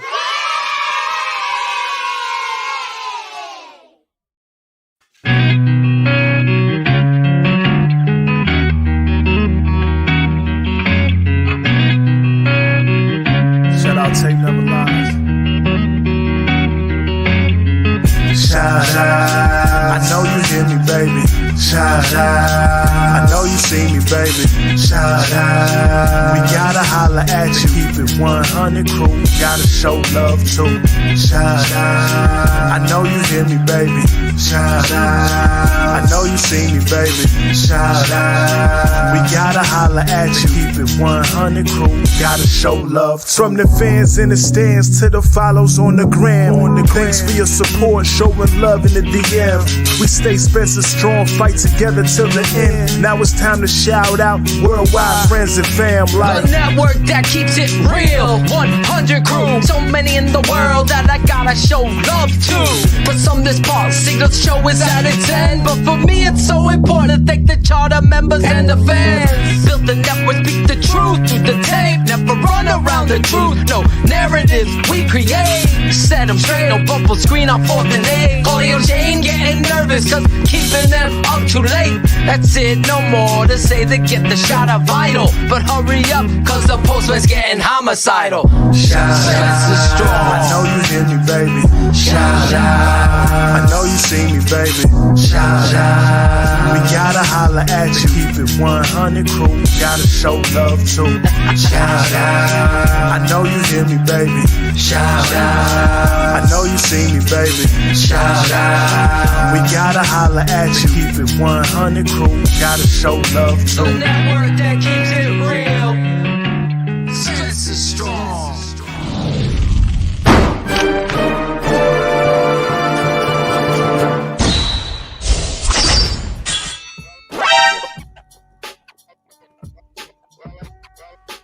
I'm totally looking for it, Shayne. I can't. There it is. Breaking news. The tape never lies. Network breaking news.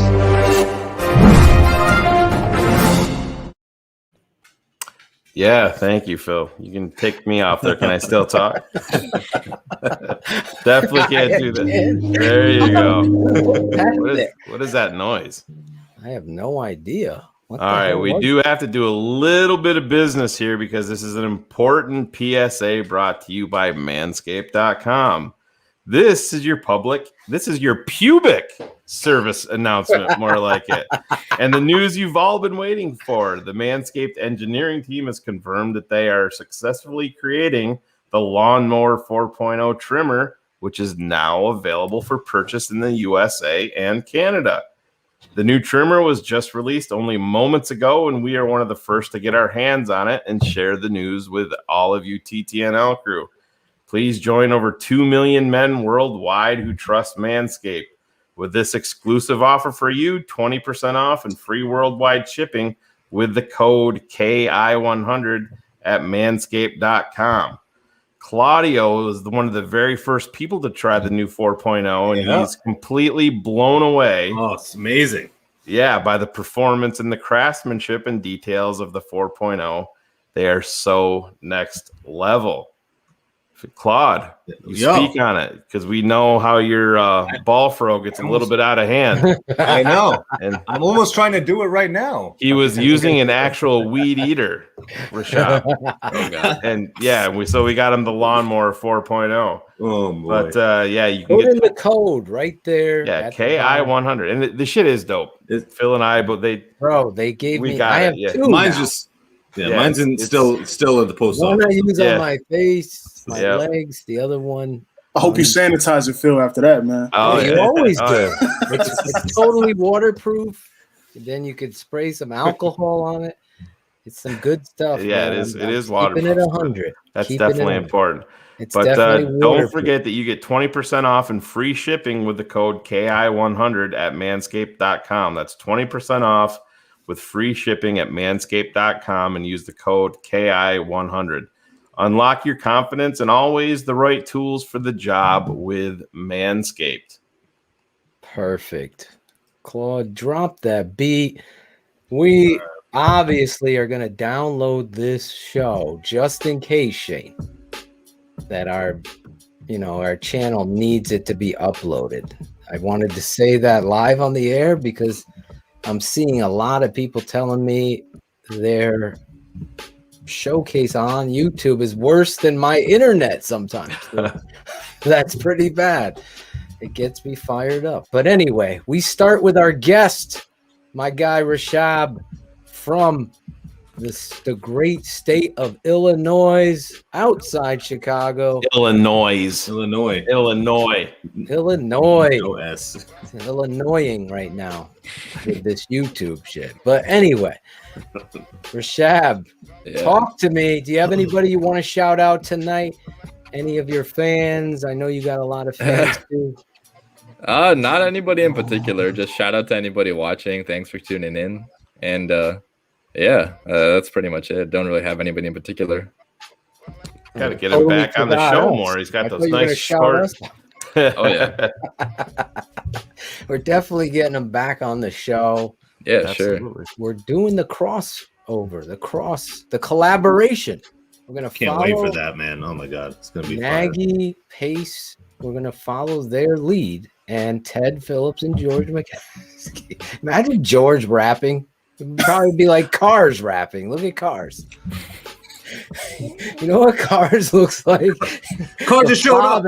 The father, after Christmas gifts have all been opened, that's Cars right there. You right? realize how much money you just spent. How much money? They're all going to be thrown away in a year. How much crap is on the ground right now?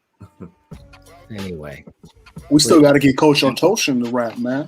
We could try. We could try. The OG. He does try to do it like if he's had a few Di Seronos on the rocks. If we get him a little tips, we could try to rap. That'll be hilarious if we bring him on here. I'm gonna bring him on in the summer. We're here.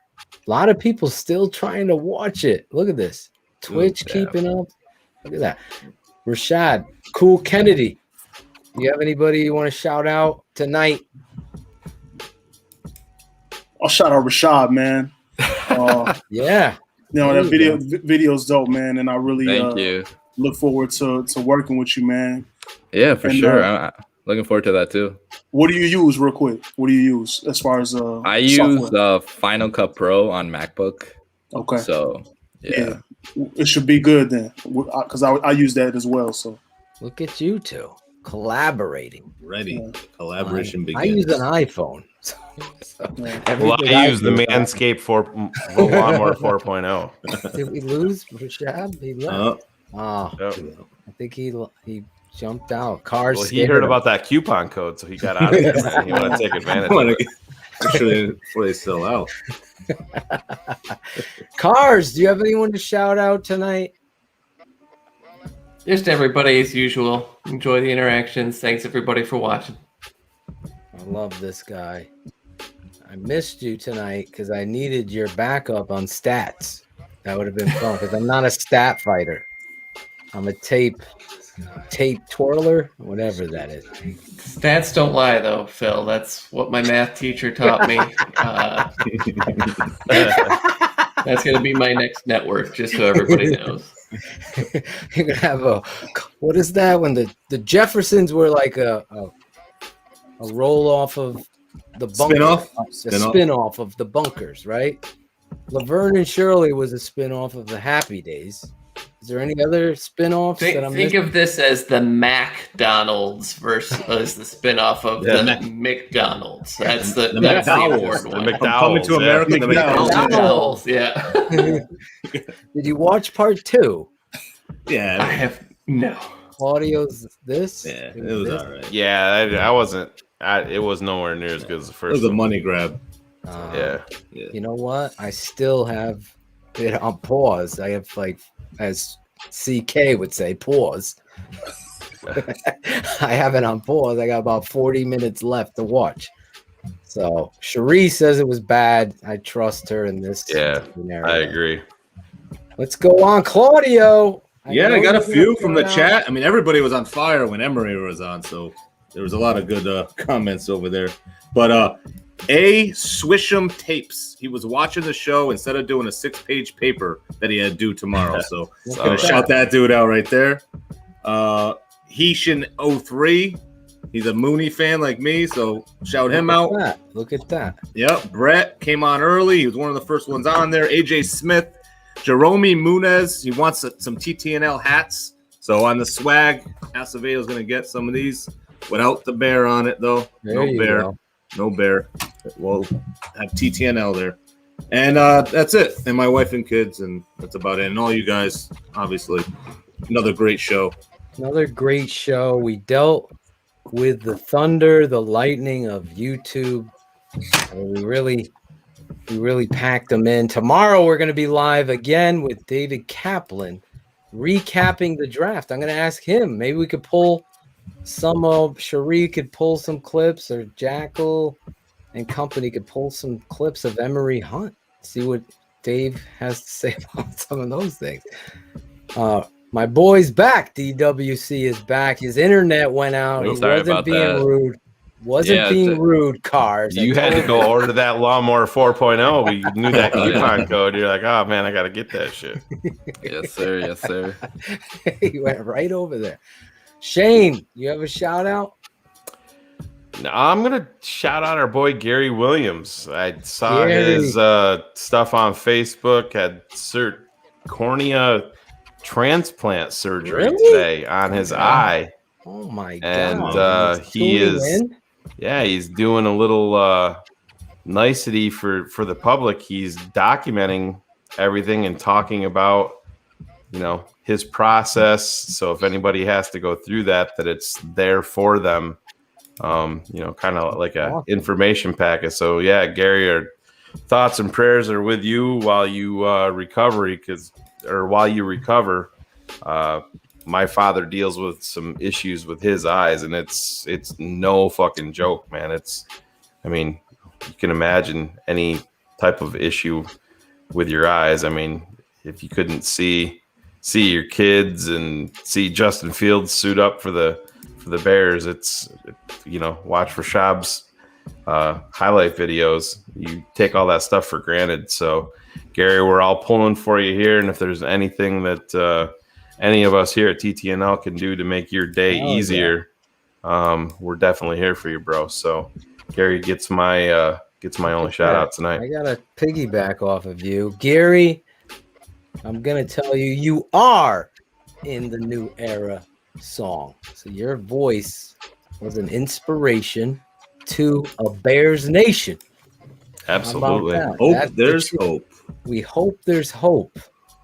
Wait till you hear what this man CK did with this song. It's gonna be fun to reveal it on the network, and bigger things, as Rishad has teased you. We're pushing for a big play to try to see where this could go, because we believe in this network.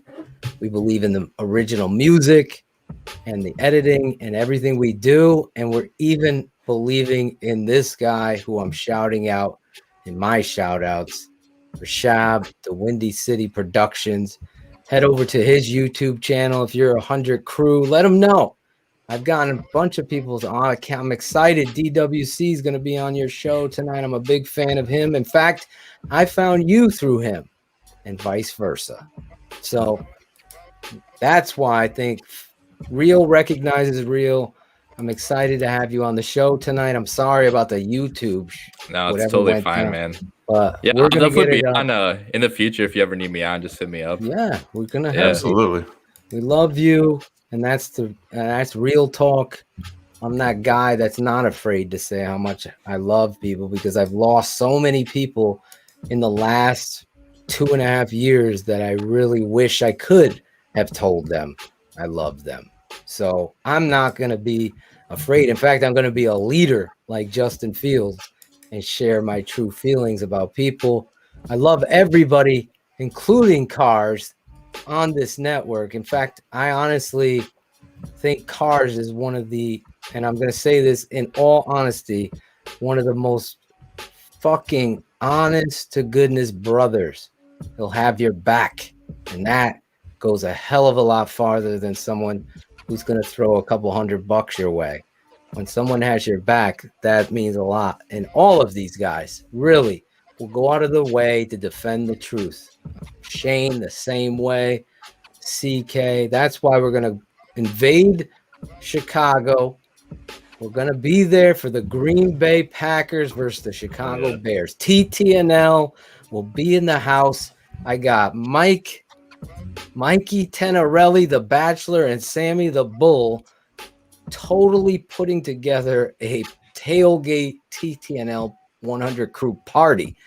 That is going to be crazy. Live. We're going to go live on the street. I'm going to be asking some questions live on the street. It's going to be fun. I'll have the bail money ready. Chris Zorich, Steve Edwards, Dante Jones, Lemuel Stinson, and all of these other Bears players are going to be there. It's going to be crazy. So keep it locked in here at TTNL tomorrow night. David Kaplan. Later in the week, I'm going to release my Khalil Herbert DDP. If you're a patron, get over there. What are you fucking waiting for? www.thetapeneverlies.com. Become a patron. Then you'll have X's with the O's this Saturday with me and my father. And on Sunday, it's Draft Mob with Shayne, Marsaw, Atoshin, and Bayless from across the pond, Barlissimo. My last shout-outs, real quick, is to John Necrone. John Necrone, the mailman finally came. Look at this. I'm going to unveil tomorrow what is in this. John Necrone sent this beautiful gift to me. I appreciate you, bro. I also want to shout out my boy, Cool Kennedy. Your package came here today, too. Everything came to the house in one day. That's just going to make life easier. And Dante Jones sent a surprise gift. Can you read that? To Tate and Devin Atoshin. That's what this network's about. I haven't even opened it. Look, it's all taped up. I'm waiting for them because it was too late when they delivered the mail to open it with them. So I also want to shout out my boy John McNabb. I know he's in the chat. I saw him earlier. Johnny McNabb, you are a truther. I'm gonna wear it tomorrow. The Keepin It 100 jersey, an authentic jersey he sent me with Keepin It 100 on the back. I think I've said it all. Tomorrow night we'll be live. Shayne is happy. It's 11:25. This could be a record for shortest show ever. Yeah. TT. You haven't stopped talking yet. So let's not get ahead of ourselves. Last time that happened, Real there was a quick. 45-minute speech, and then exactly. we were way over.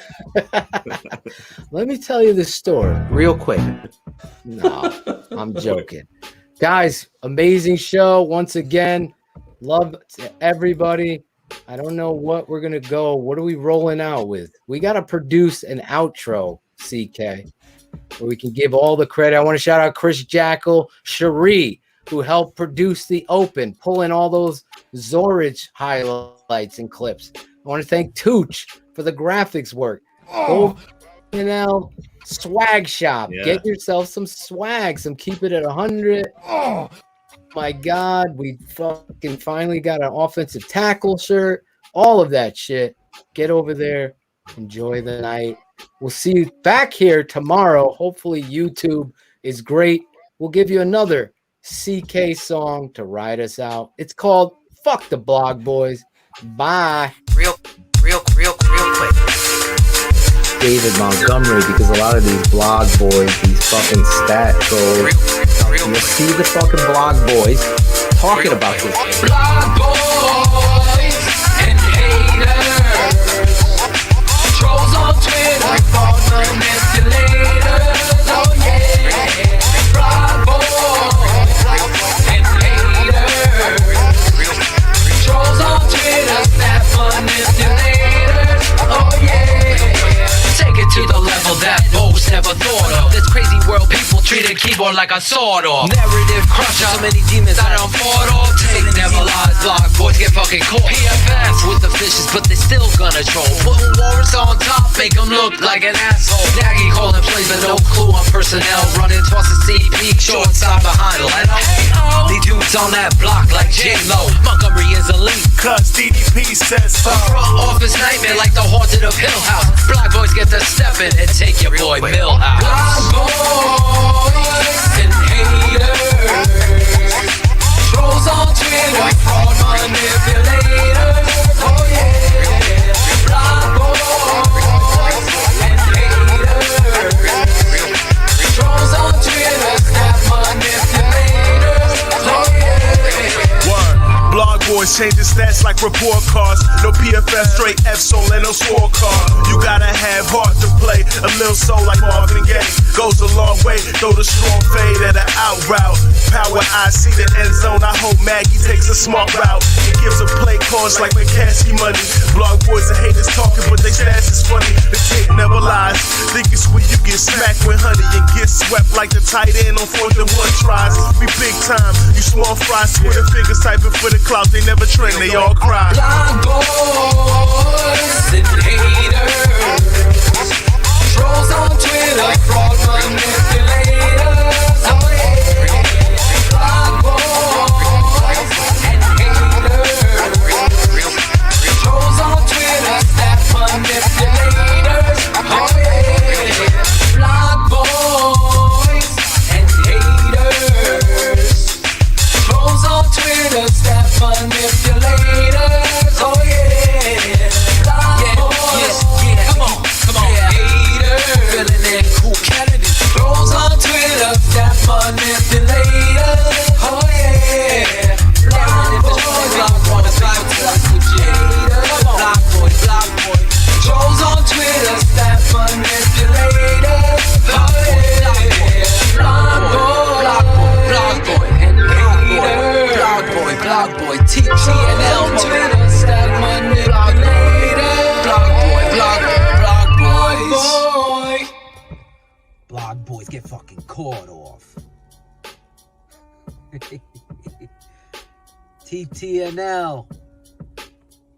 Always speaking the truth. The tape never lies.